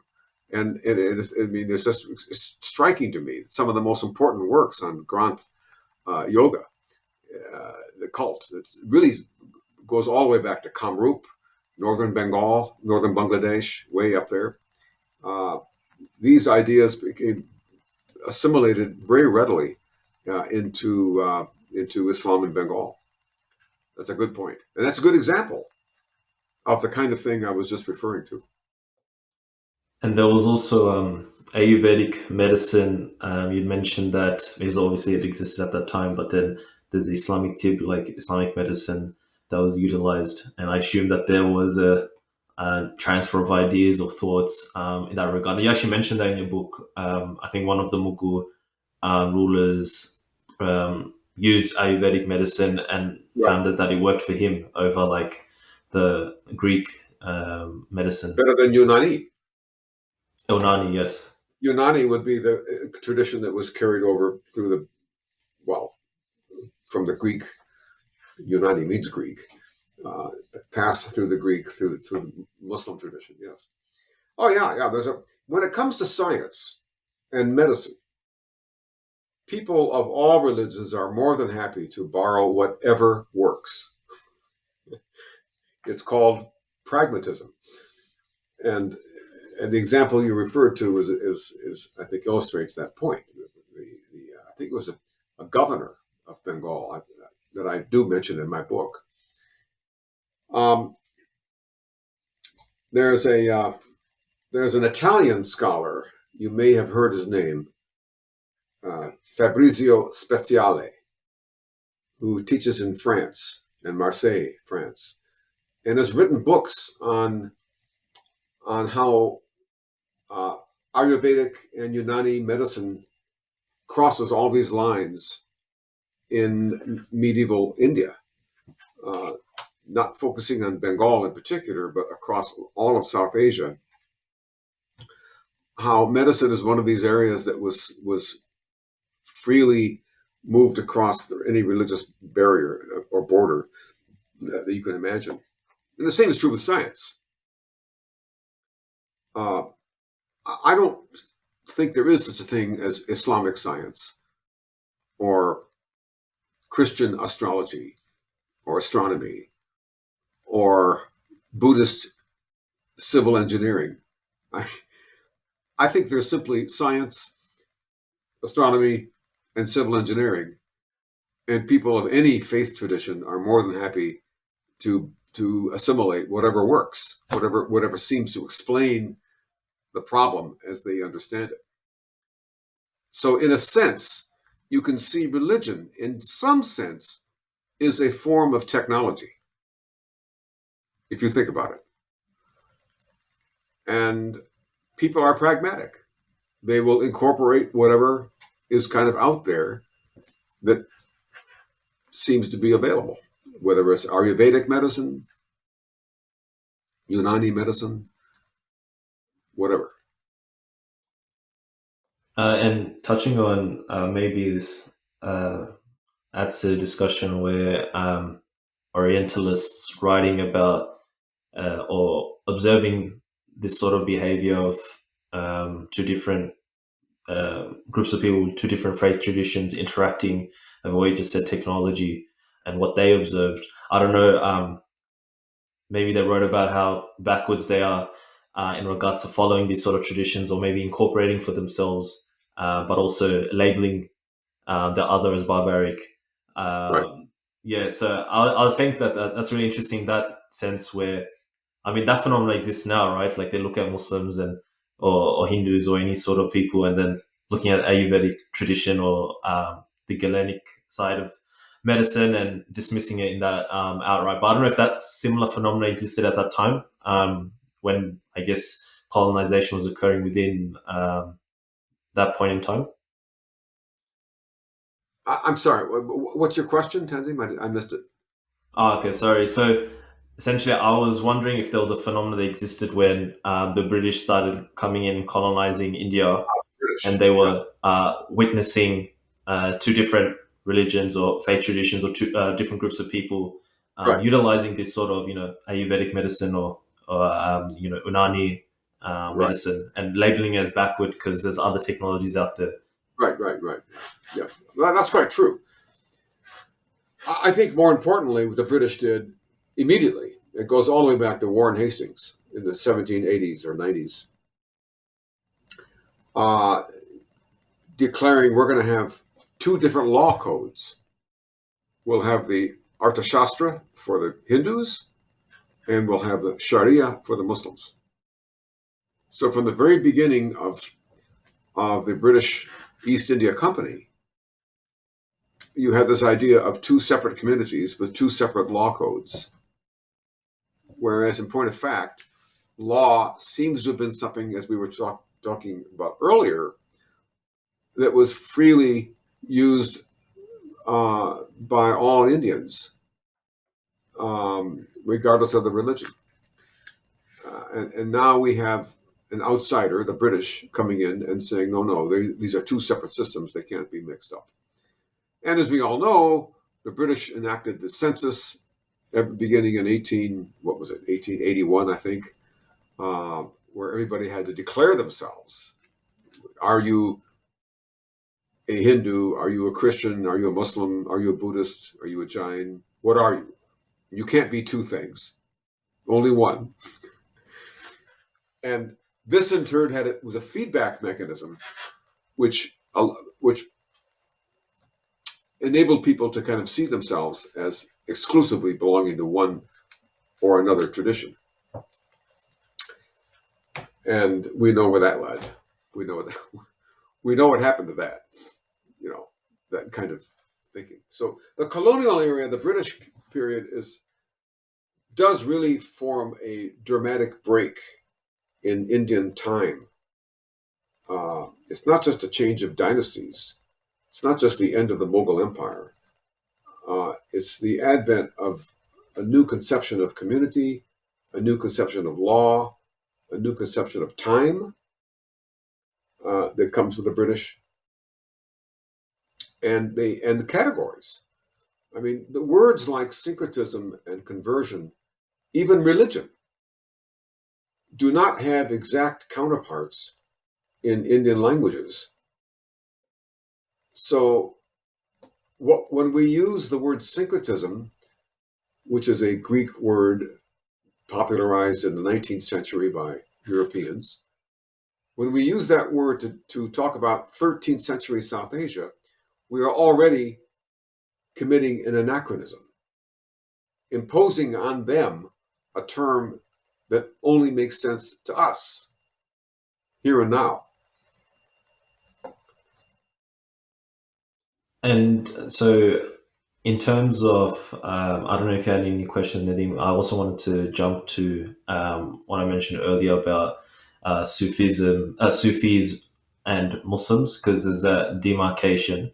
Um, but I don't Yeah, know if you had any questions. yes, we said just before you do that, Tanzim, I was going to say or ask. So this is um, a function of direct rule by the British, isn't it? Really, what we're talking about, because the East India Company were pretty much happy to go along with what was happening to an extent. And then when the British enact direct rule after 1857, this kind of hardening of these community lines is a function of Very them much. having to administer these kind of I mean, it's a shift in mentality, isn't it? Backwards, barbaric people that need to be administered. Yeah, I mean, the shift is, you're right. 1857 is when everything blows up, but it had already been growing. It started, as I said, with Hastings, but it only got worse as the British became ever more imperial and introduced all these changes, which India was not ready for. Conceptual changes as well as material changes. And above all, intervening in the culture. Doing exactly the thing that the Mughals did not do. Yeah, that's a good point. So I mean, yeah, as you mentioned, it's there are a number of things that lead up to 1857 in terms of that shift in mentality. That relationship between India as the colony and the UK as the metropole, or Britain as the metropole. And I'm thinking specifically about kind of the utilitarians and their relationship with Yeah. certain people out there. Manmohan Singh, for instance, I think, if I recall correctly, and in trying to reform Indian religions. So, in some sense, they would have had to identify various practices within various religions, and identify them as belonging to a particular religion or the other, right? In leading to again that census and hardening of that line. How far back did that go in your estimation? Well, it's a good question. And you're probably going to get different answers from different historians. I mean, I don't see myself as a colonial historian, but from what I do know, uh, certainly by the 1790s, you can begin to see as the British suddenly take, well, really early before that, 1765 is when the East India Company actually acquires control of state finance, at least in Bengal. And when you control the revenue, when you control state finance, you really are the governing power, even though, in theory, the East India Company was only ruling on behalf of the Mughals. So, because they had their hands on the purse, on finance, and on revenue, they were able to do pretty much whatever they wanted to do in terms of the economy. Obviously, they didn't have to import treasure anymore. They could simply recycle treasure that's already there and skim off the top from themselves as taxation. We all know that. That's a well-known story. But the intervention you're talking about, where, as I understand your question, really is not so much the economic or commercial intervention as it is the cultural intervention, right? And Right. this it does begin early. I mean, missionaries are already trying to get into the door, and repeatedly, as the charter for the East India Company is up for renewal, they're able to keep the missionaries out because people who want to make money, the East India Company, in the last analysis, was a capitalist enterprise after all. They want to make money. They don't want to convert people to anything. They want to make money. But because they controlled so much territory, obviously there was the so-called Great Enlightenment going on in Europe. Missionary societies were getting organized and going all over the world. And the East India Company, in fact, needed people who knew the language and who would train native Indians in English, although they had very different agendas. The missionaries wanted to modernize, quote unquote, modernize Indians so that they could turn them into Christians. The government, the colonial government, wanted to modernize them so that they could become clerks and staff the bureaucracy. So they needed someone to teach them the English language, and especially, all over the place. It was the missionaries oftentimes who were the first ones to set up schools, certainly in the outlying regions of the hills, the hill country, like in Nagaland and in Assam, these areas. So yes, the missionaries got their foot in the door, and then I've seen some reports already in the 1790s of colonial administrators saying, well, these people don't have their own religion anyway, they might as well be Christian. So there's this very cynical view about religion on the part of at least some administrators. And that goes back very early. That goes back to the early 1800s, 1810, 1815, around that time. I might. But it's hard to date. Yeah, go ahead. I might ask about Sufis in particular. I don't know if you had any other questions, Nadeem, regarding what Professor. No, go ahead. Okay, so Yes. in regards to, as you mentioned in your book, a lot about Sufis, Sufi figures, etc. We know that Sufism or Sufis are Muslim, but how would you define a Sufi, especially in the context that you're writing in your book?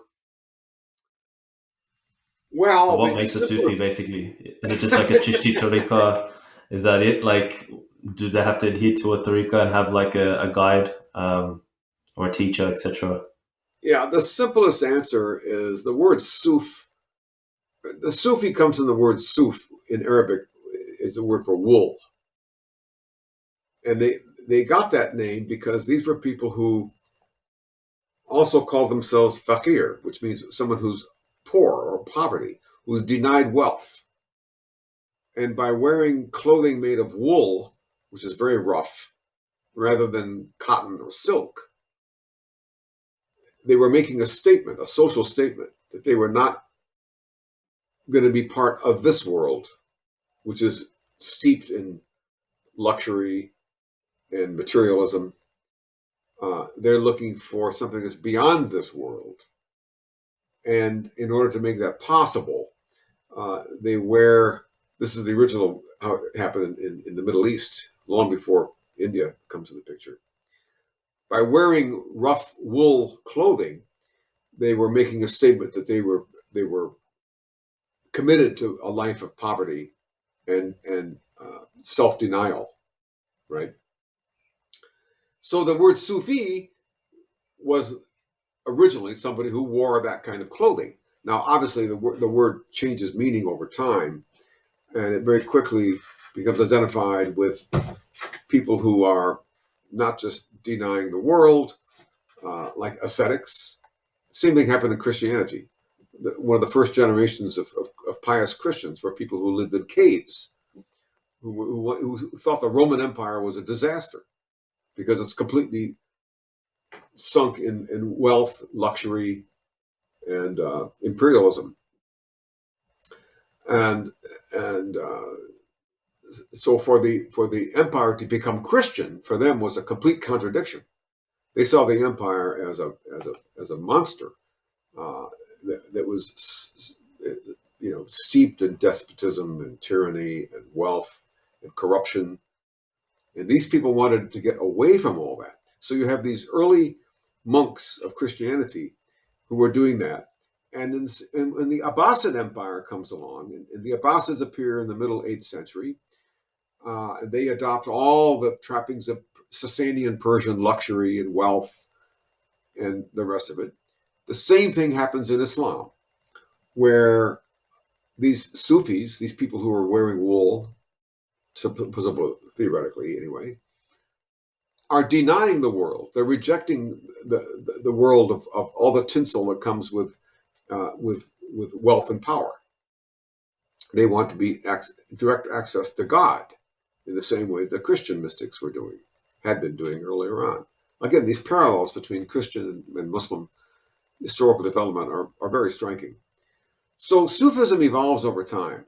Then it becomes organized. It becomes institutionalized into tariqas. A tariqa simply means a way or technique. And the idea being that the particular technique of attaining awareness of God, that technique is practiced by so-and-so. For example, Abdul Qadir Jilani. Well, Abdul Qadir Jilani becomes the founder of the Qadri order, or Silsila, or Taifa, or Tariqa. These are all similar words, but they refer to an institution now. Sufism is no longer a unorganized group of people who are not institutionalized. Now they become an institution. Now they have their own khanga, they have their own shrines, they have their own rules of initiation. You have to do this and do that in order to receive a ijazatnama, or a letter of permission. So what I'm trying to say is that Sufism transforms itself over time from an unorganized, ad hoc group of individuals to organized orders structured around particular systems of techniques by which one can experience direct access to God. So the Shataris do it this way, the Qadris do it that way, the Chishtis do it this way, the Suhrawadis do it that way, the Ferdowsis do it this way. Each order has their own particular technique. So it's not just the Chishti. There's lots of them, of course. But they represent a rather late stage in the evolution of Sufism. That's my point. That only begins to appear from about the 11th or 12th centuries. You begin to see tariqas. And this is exactly when Islam becomes a vibrant force in India. So by the time Islam reaches India, Sufism has already developed into a number of orders who have a very problematic relationship with power. They always do. Some Sufi orders want nothing to do with power, which has echoes of the very beginning of early Sufism. Others are willing to accommodate the power because they think if we can persuade the Sultan, and the Sultan has much more authority than we do, if we can make the Sultan more pious, then the whole kingdom will become more pious, you see. So there's this tension within Sufism between those who accommodate the power and those who continue to reject power. Again, I don't want to get lost in a long discussion of Sufism. It's a huge topic. But you asked who was a Sufi, and it's a massive question because it's a moving target. It changes over time.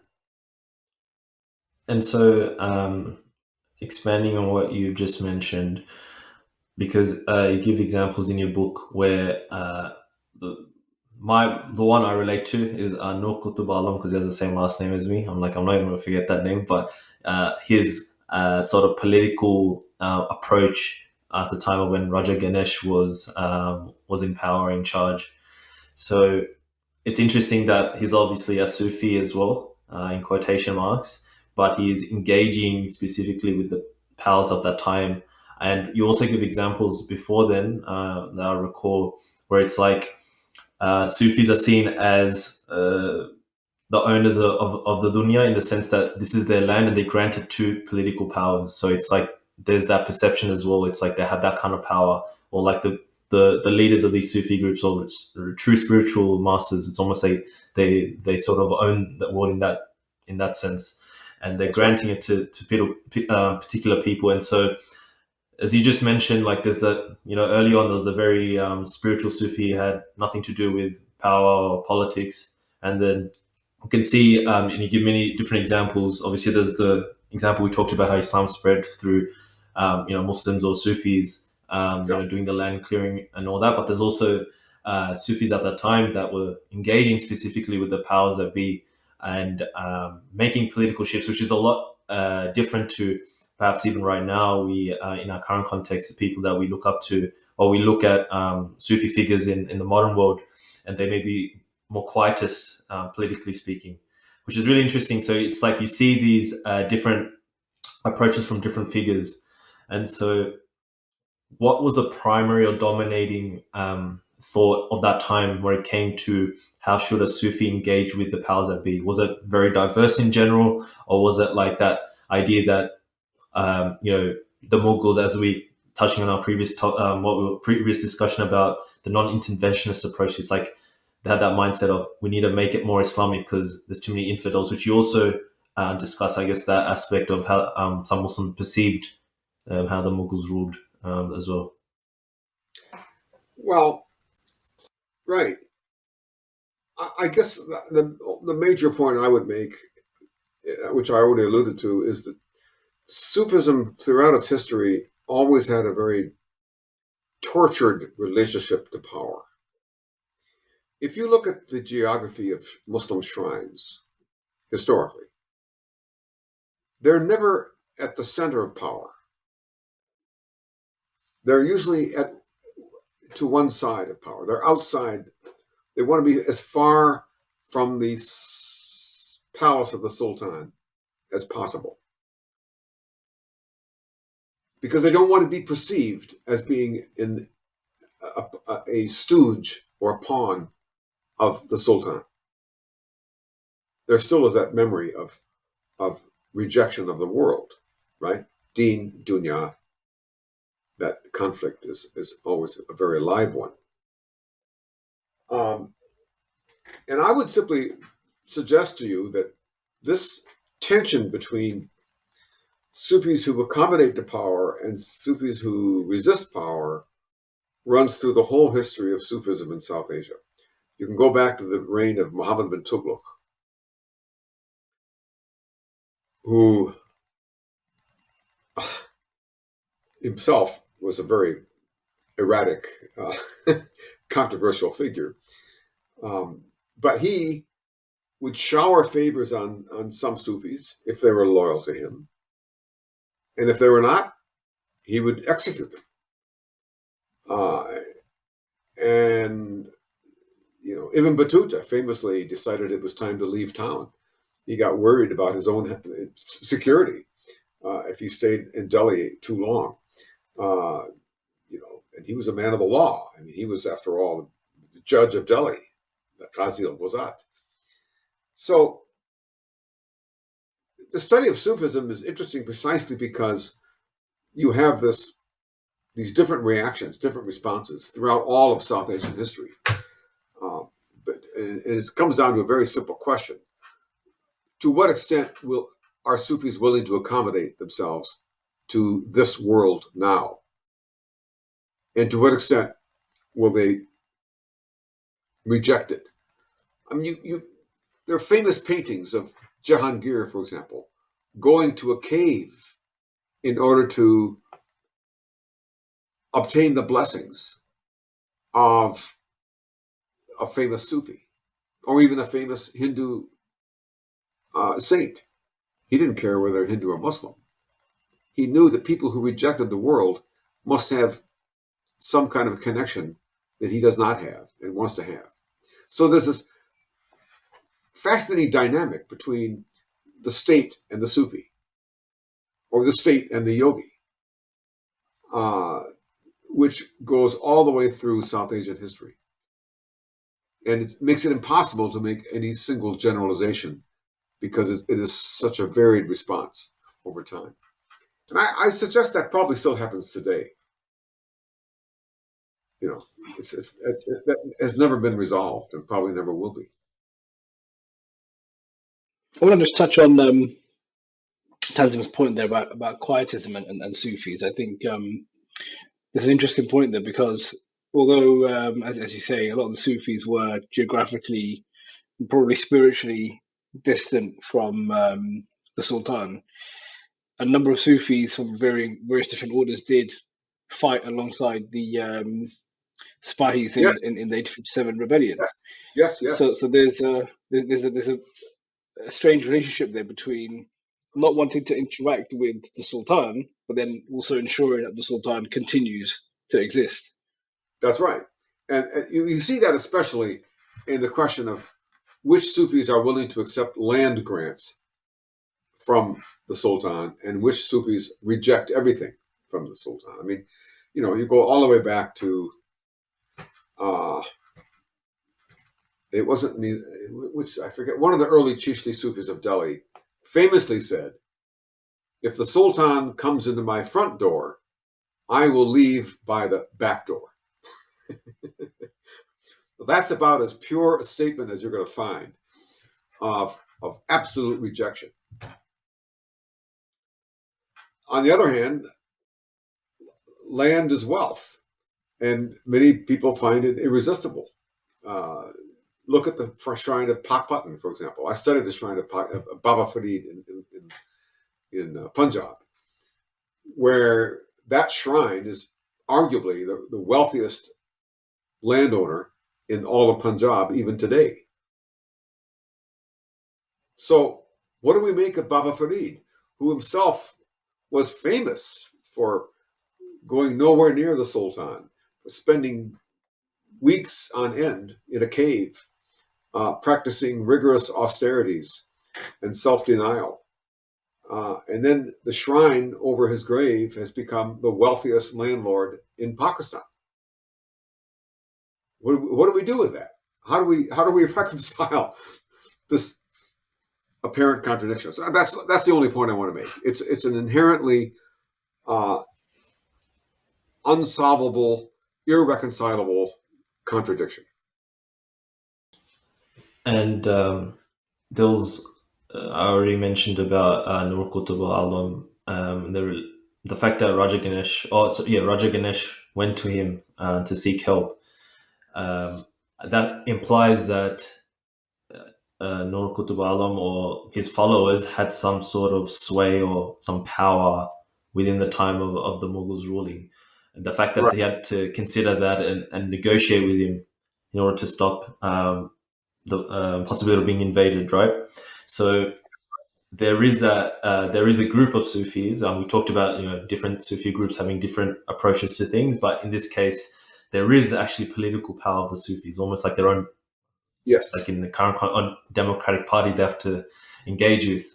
If you're talking about in the case of the modern context, so you also talked about charisma a lot in your book. That these Sufi figures have a lot of charisma and able to garner a lot of support, fan base in some sense in that period. So I'm just curious as to how did those Sufis achieve such power?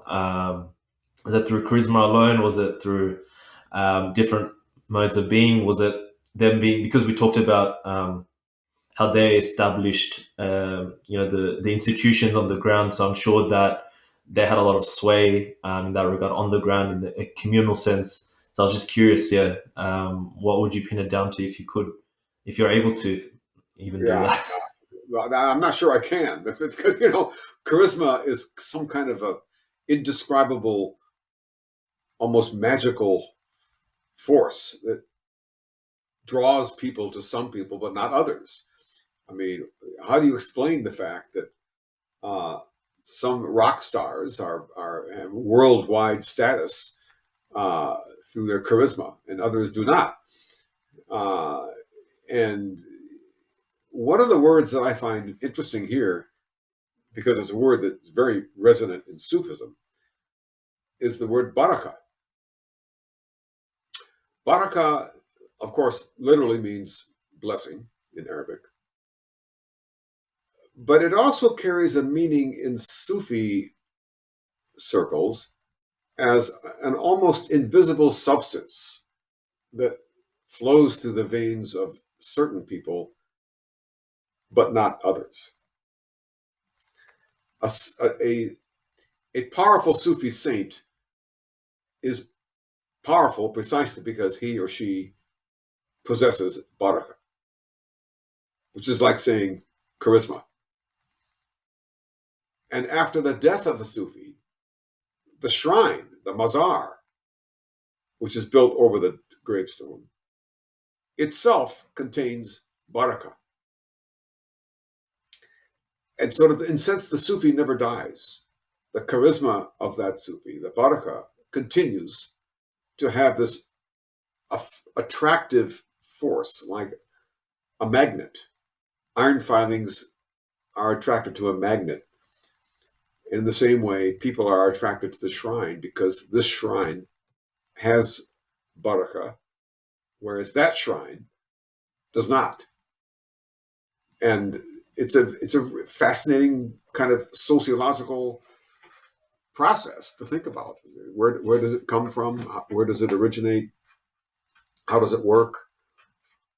When Ibn Battuta travels to India, I'm recalling his own travels, the famous 14th century traveler who gets to Bengal, by the way, goes all the way to Sylhet to meet Shah Jalal.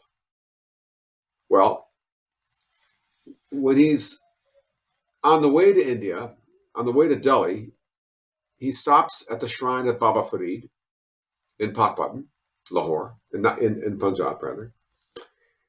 And he writes in his memoirs, he doesn't say he visited the shrine or the mazar of Baba Farid. He says, I visited Baba Farid, as if Baba Farid was still living. I would submit to you that is charisma. That is baraka.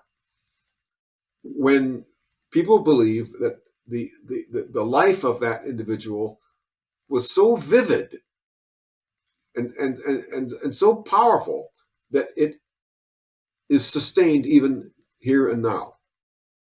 And it seems to me that's what we're talking about when we use the word charisma and how that relates to Sufism, in particular. Indeed, you can say that what distinguishes a saint from a sheikh, a wali Allah, a friend of God, is precisely the capacity to contain or retain or possess baraka. An ordinary sheikh might not possess any baraka. So it's a continuum. Some people have more, others have less. So it's interesting. I think some of these things become a self-fulfilling prophecy. I mean, Button is not known for anything else other than God just shook Baba Farid. You wouldn't visit it for any other reason. Right. Yeah, it's interesting. They become these self-fulfilling prophecies, these institutions where things are built around social Right. movements. I mean, if you use the Tijani order as a counterpoint in Senegal, that's a whole social movement built around that order. So I don't have a question. I think it's just an interesting point to think that they become these movements bigger than the individual or individuals that make it up. Quite true. Absolutely. Yeah.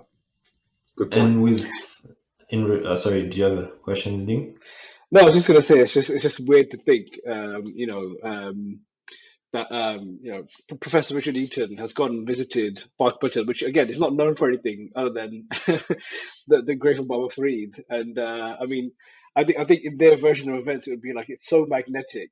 His spirituality is so cosmic. It's brought this person from Arizona Yeah, yeah, all yeah, the way yeah. to Well, Punjab, Pakistan. I gotta say, I spent a year in Lahore, and my purpose of going to Lahore, I wanted to study Baba Farid, and more importantly, I wanted to study the shrine of Baba Farid. And I had this fantasy, which never happened, by the way, but I had this goal of writing a connected history of that shrine from the year 1265, which I think that was his death date, all the way down to the present day.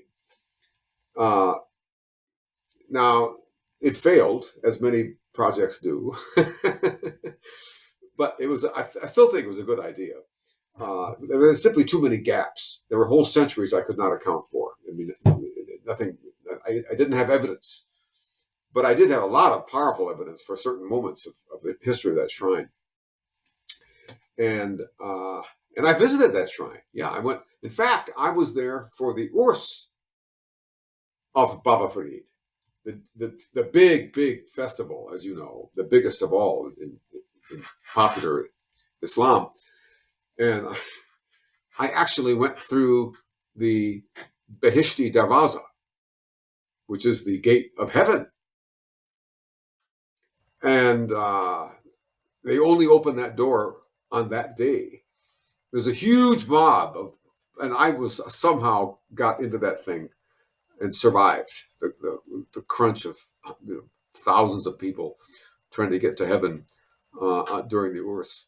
So that was a really, really big moment, I have to say. And the Qawwali, the Sabri brother Qawwali singers were really amazing. I mean, it was quite an extraordinary thing to witness, and it still is today, of course. No doubt, it's one of the most important, if not, maybe it's the most important shrine in Pakistan. Um, Yeah, yeah, it's good. So on that quality point, it's interesting that yeah, the more I think about it, the more uh, it's weird because you're right. Some brothers they used to perform there, and if I recall correctly, so did the Nusrat Fateh Khan. I think he actually had he started his career there. So the more I think about it, it's just the more of this self-fulfilling prophecy of this charisma of Baba Farid and you know creating all these amazing uh, talented Qawwali singers centuries later on. that's right. It's all right there.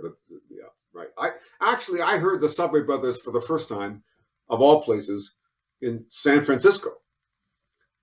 They were running around the United States performing Qawwali, which is not the same as hearing it in Pakpatan.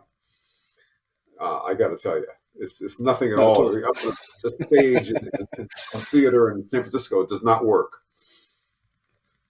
Yeah, yeah, that was Whilst quite we're an experience.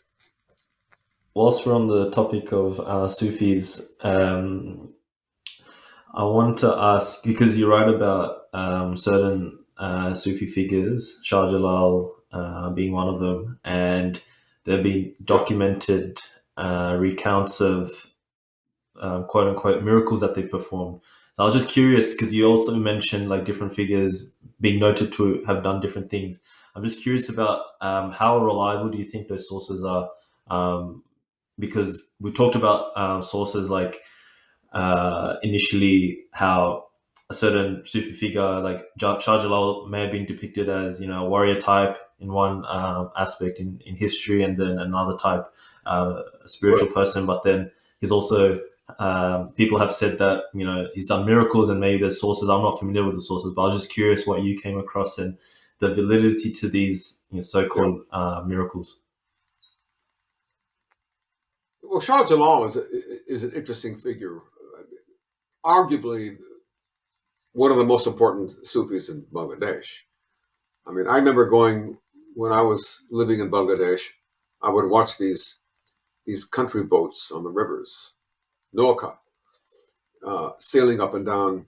Back when they had sailboats on the big rivers, and the name of the Noaka would be Shah Jalal. That's true all over Bangladesh, even today. So the kind of geographical reach of his renown is quite extraordinary.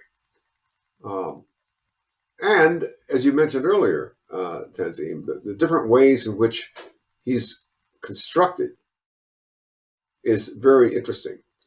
Um, if you go to central Bangladesh, in places like Pabna district, for them, Shah Jalal, the reason he settled in Sylhet was because the soil was right, the ground, the land was right. This and the legend is that when he left Central Asia for India, he was given a clump of soil by his own murshid, his own teacher, and told that when you find another part of the world that has exactly the same soil as this soil, there is where you should stop and start farming. So, what does he do? He wanders all over the place, goes through India, he ends up in Sylhet, and he discovers that here the soil is exactly the same as the soil that was given to me. Now, this again, I find an interesting story because it once again connects Islam with agriculture. That in popular memory, there is this connection between, Shah Jalal as a Muslim, as a pioneer, but also as someone who is alert to the land and to agriculture. And there are so many saints like that across Bangladesh who have similar connections with agriculture, which is, again, the point that we were talking about earlier. Yeah. And so, in terms of, we'll probably wrap up shortly, but my last question would be, I'll give the floor to Nadeem if you had any final questions. I'll probably ask one or two before we wrap up. No, I think it's just been, this discussion about Sufism is really interesting. Especially considering how involved they were with their communities, with farming technology, and I'm thinking about the Sufis of today. I don't really have a question around that, but it's just such an interesting discussion about the formation of communities. As you know, Tanzim is something I've been thinking about a lot lately, about where we as Muslims and Muslim communities go from today, basically, and how we exist in this world. Right. No real thoughts or questions on that. I think it's just confirming kind of what I've already not concluded, but what I'm coming to conclude. I think Right. about returning to these technologies like farming, like being involved in the land, building institutions, Right. so that you have a strong presence. Yeah. Good. Yeah.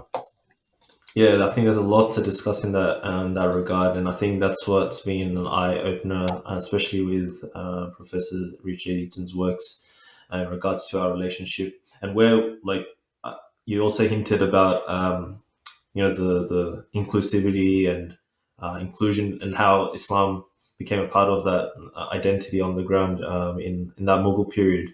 And at the end, I think it was very exclusivist in the sense that Salafism may have come in, and it's interesting how me being Bengali, it's like you mentioned in your book. I think Patel was last name of a Muslim. It wasn't like a sort of, oh, that's a Hindu name, this is a Muslim name. Muslims at a period of time incorporated those quote unquote Hindu names, and then were sort of told to leave that and it becomes Arabicized, and that's a whole another conversation about Islam being Arabicized, but not necessarily. Islam can be molded into the indigenous community. So I think that's a whole fascinating conversation. It'll take a lot of time to unpack. But I don't know if you had anything to add in regards to that, what I've just mentioned, what Nadeem has mentioned about, I guess, how Islam looked in that current time. Very fluid in that regard. Yes, I know. I agree with you. it's religion is a fascinating topic to think about and to study. But I would close all this by making one final point, and that is that my problem with departments of religious studies seem to imagine that religion is some kind of isolated, self-contained discipline or project.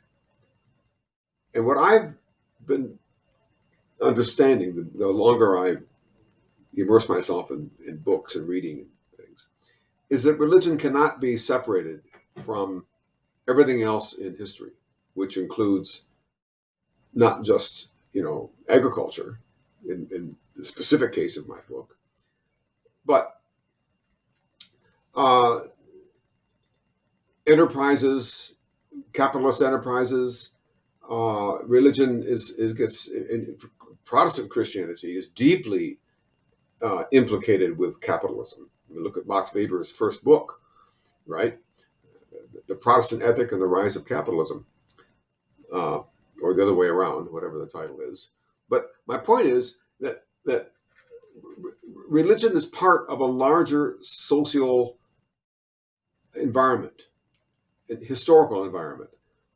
And it's only because I began studying not just agriculture, but the shifting rivers of Bengal and the fact that the Ganga, the Ganges River, began flowing south into Calcutta in West Bengal.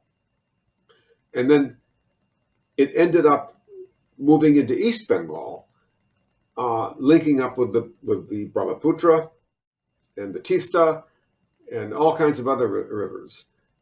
Ariel Khan River, all these channels became progressively more active, more fertile, more amenable to farming, indeed, at the same time that West Bengal was being abandoned by the big rivers. And you know what happens when rivers abandon their course. The water becomes stagnant, and stagnant water means mosquitoes, and mosquitoes means malaria, and that means population decline. Everything declines. Whereas Eastern Bengal became active. It became more fertile. It wasn't just a question of cutting the jungle, cutting the forest, but it was also the fact that the land itself was receiving more fresh water from Upper India.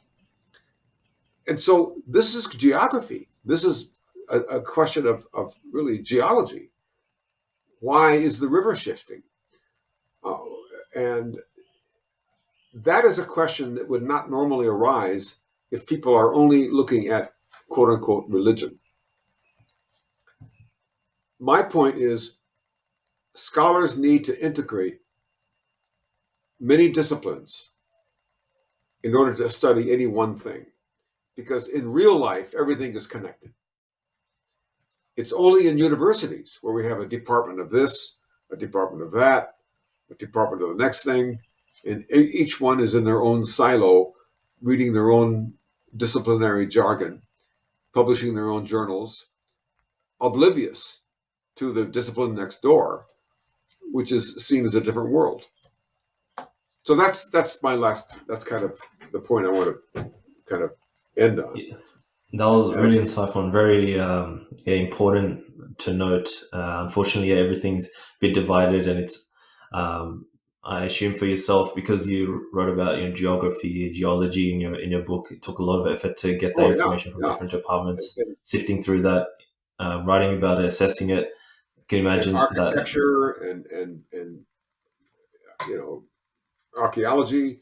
I mean, and literature. It's all connected. Yeah, and in terms of I already alluded to Nur Qutb Alam and Raja Ganesh. There's one question I did want to ask before we close the app. Oh, two questions. I'll be real quick. I appreciate your time. I know we've had you for a while. We know that you mentioned you talked about Raja Ganesh and his son being taken by Nur Qutb Alam and made into a Muslim who eventually ruled, and that was the condition Right. that Nur Qutb Alam proposed to Raja Ganesh and took that step. And so I was curious, as in, what you wrote about during Sultan Jalaluddin's reign. He appealed to the Hindus by using Hindu terminologies, and then also appealed to the Muslims through, I assume, like Sufi terminologies or Muslim, um, Yes. symbols, symbolic gestures, etc. So, do you? I don't. I was curious to ask you, like, do you think that Sultan, because there's always a question, like, was he really Muslim? Was he not? Was he? No.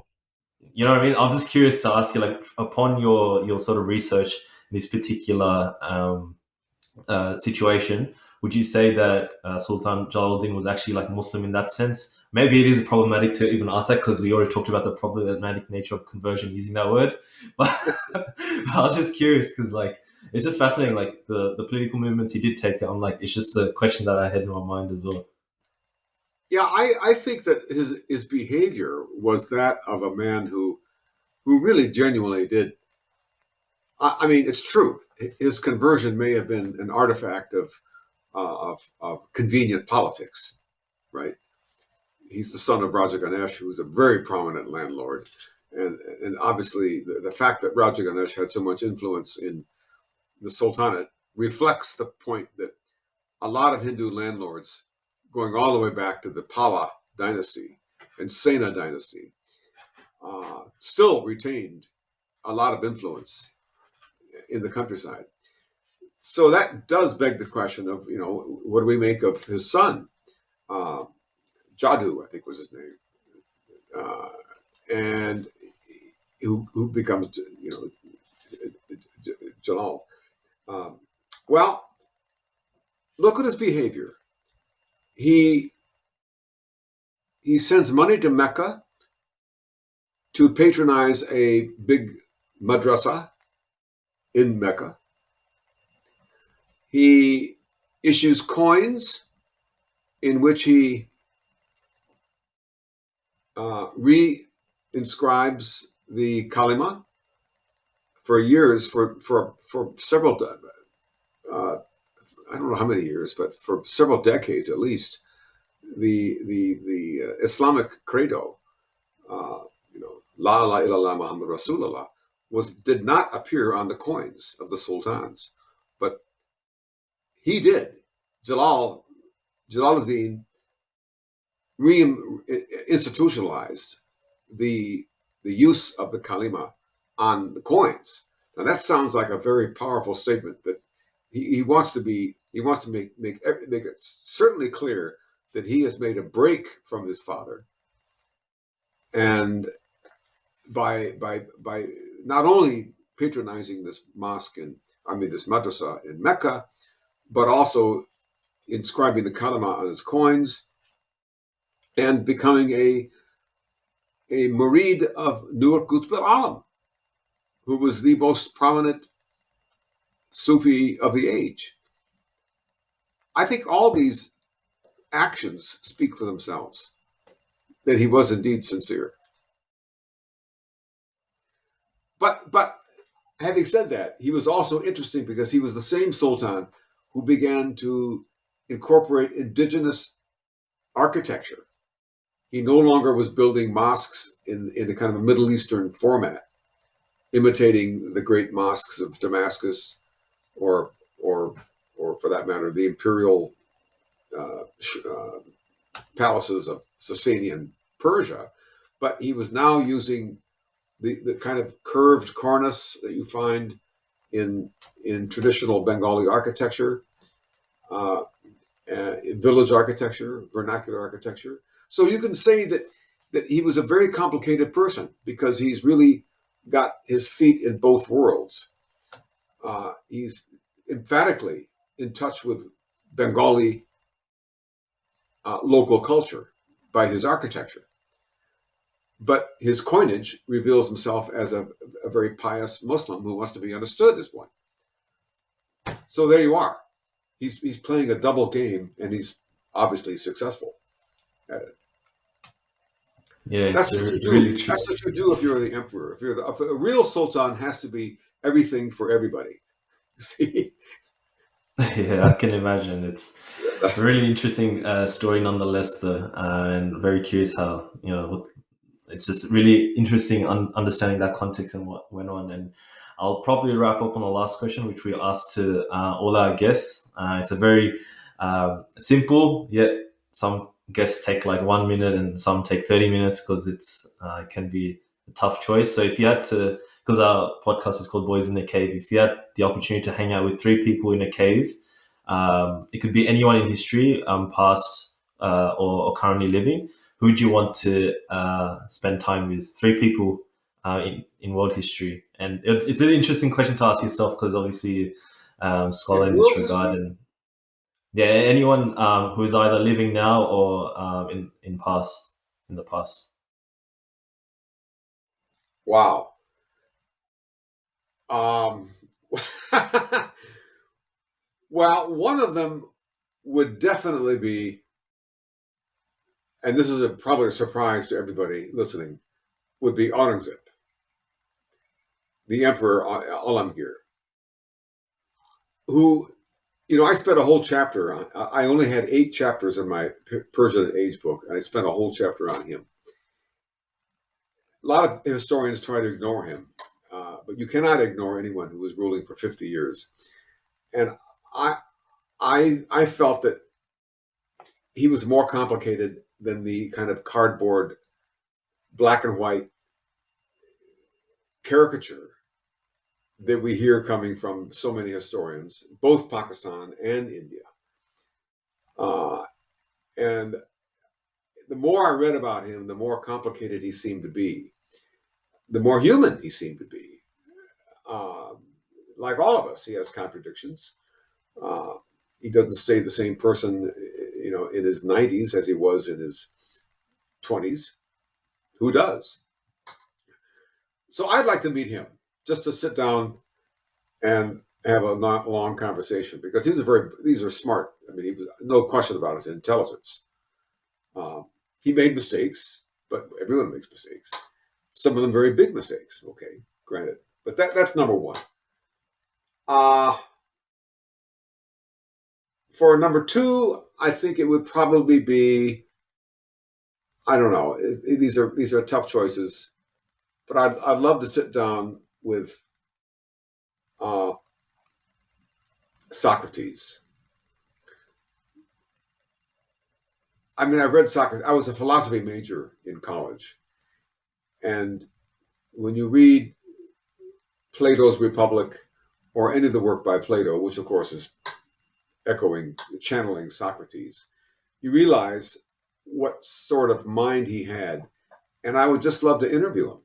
I mean, here's like a man who is condemned to death for corrupting the youth, and he's forced to drink hemlock juice, poison himself, right? So obviously he was controversial, to say the least, in his own lifetime, but he was obviously brilliant. I think And, Socrates was for Sufi. That's my conclusion. you could call him a Sufi. Absolutely. Why not? To bring it all together. I'll agree with you on that. And I also, I mean, I don't know. The third one, there's so many people that I've thought about and never really come to grips with understanding. That you want an opportunity to sit down and talk to them. I think I'd like to talk to Christopher Columbus, who has undergone a huge transformation in America today. We used to have Christopher. It used to be a holiday. We celebrate Christopher Columbus because he discovered America, right? So we have Columbia University, we have Columbus, Ohio, we have the statues of Columbus all over the place. Well, now they're being taken down because he's seen as a colonizer who began the project of exterminating Native Americans. And I don't think it's just like Aurangzeb. It's not that simple. He's a very complicated person. He was even rejected by the throne of Spain, who were his patrons. And the country is, the whole country I'm living in is called America, not Columbia. and you want to ask the question, why is this continent named after a low-ranking geographer instead of the man who actually first arrived here? Well, this points to again, a person who is extremely controversial and complicated, who had his own ideas. He thought he was doing this for the Pope, uh, and and I would love to kind of sit down and have a cup of tea, or maybe something stronger, with all three of these figures. For the reason, to end this very quickly, because all three were very controversial and complicated. I don't want to talk to someone who's already obviously what he was. I want to talk to someone who's complicated and has contradictions, or appears to have contradictions, because they're more interesting. That's why Nadeem talks to me a lot. The problem with history is the problem with historians is that there's a temptation to find out who's the good guy and who's the bad guy. How many times have you heard about the good Akbar and the bad Aurangzeb? This is an Indian trope. In Pakistan, it's the other way around. I think both questions are misplaced. And we should not try to find who's good and who's bad, who's the villain, who's the hero, but we should think about what made them tick, what made them do what they did. And you can only do that, as you suggested, by sitting down with a cup of coffee. That's a beautiful way to end this podcast, and I appreciate your time. I know that we recorded for a long time. It's always a shock for guests when I say we might record for 2.5 hours or something, but there's so much to talk about, honestly. Like, we can talk for hours and hours. Appreciate all that you've said about the research you've done and your experiences, coupled with your findings and your conclusions. So thank you so much for coming on Boys in the Cave, and hopefully in the future we can have another conversation again. I don't know if you're down for it this long, but another conversation would always be wonderful to hear your insights on. So thank you so much. Thank you. And before we leave, I'd just love to hear a word or two from both of you about what you are doing, and something about the Boys in the Cave. How did you get your name, the Boys in the Cave? Where is this cave? Okay, it's a good question. So it's sort of imagery pulling from two different sources. One of them is the Quran, so Surat al-Kahf, the cave, the famous story of the people of the cave. So it's kind of drawing upon that story, but also Plato's Quran? Cave. The Quran? Yeah, in the Quran. Okay. Yeah. Yes. But also Plato's cave, which is discussing philosophy as well. So I think it's a nice way to kind of bring those two ideas, like, trying to understand tradition, religion, etc., right. Spirituality, but then coupled with philosophy and having that critical way of looking at things as well. So I thought it was a good name to bring those ideas together in that sense. Good. And what are you doing are you in Sydney? Yeah, so I've lived in Sydney my whole life. I've recently moved to Melbourne over a year ago. So I've graduated. So my background is, I have a bit of a mixed background. It's always complicated to explain it to someone, but I graduated in finance, but I've also engaged heavily with like the philosophy, history departments as well. My time at uni, part of different thing. I did a lot of electives as well, like feminisms, history, philosophy, all that kind of stuff as well as my time when I was majoring in finance. I currently work in procurement supply chain as well, but I've done this podcast to discuss all my other interests like psychology and philosophy, all that sort of stuff as well. So get all these guests on and different guests and hear what they have to say and engage with them. I think it's really important to have that free flowing dialogue and conversation and pick everyone's brains a bit. But yeah, that's my sort of background in a nutshell. But Nadeem's probably you mentioned your background a little bit. Yeah, so I was actually doing my postgrad studies in history a little while ago. I didn't finish my PhD for various reasons, but I was you said you have a PhD? I didn't finish it. I started but in, I didn't in history? get through it. In what? I was studying, in subcontinental history, specifically looking at the question I was looking at was how you create nations and Oh, cultures. Looking at that's, after partition, so it's focus on diasporic communities, Pakistani community in the UK, and right, how the whole idea or concept of Pakistan was created as a culture. That right. was what I was focusing on. As I said, I didn't finish it. But yeah, currently I'm working on some other things. So one of the things I'm working on at the moment is a book, a biography about an Uyghur lady called Qutb Sadiq, who very recently, well, I say recently, in 2019, was able to get herself out of China. But up until then, for about a year and a bit, she was forced to teach Mandarin in the concentration camps in China. Uh-huh. So she's now. So I'm writing her kind of experience of growing up in East Turkestan Wow. and what she saw. Yeah. So that's a work in progress. That's fascinating. Well, I wish you luck on that. Yeah, that's. Thank you. Thank you. Let me know when it's getting close to finishing. I'd love to hear what your Yeah, we'll do. conclusion. Yeah, Yeah, yeah, we'll do. Yeah, we're trying to get over the line. Hopefully, the next couple of months. Yeah, good. we'll do. I'll definitely let you know. Yeah, yeah, yeah, Yeah, I'll send details so you can probably connect over email, etc. yeah, offline as yeah, well. yeah. Send me your emails. I've got your. Let's see. No, which email do I have? I've got. You have I think l1boysinthecave@gmail.com. I'll send it just says Nadeem's one voice in as the well. cave.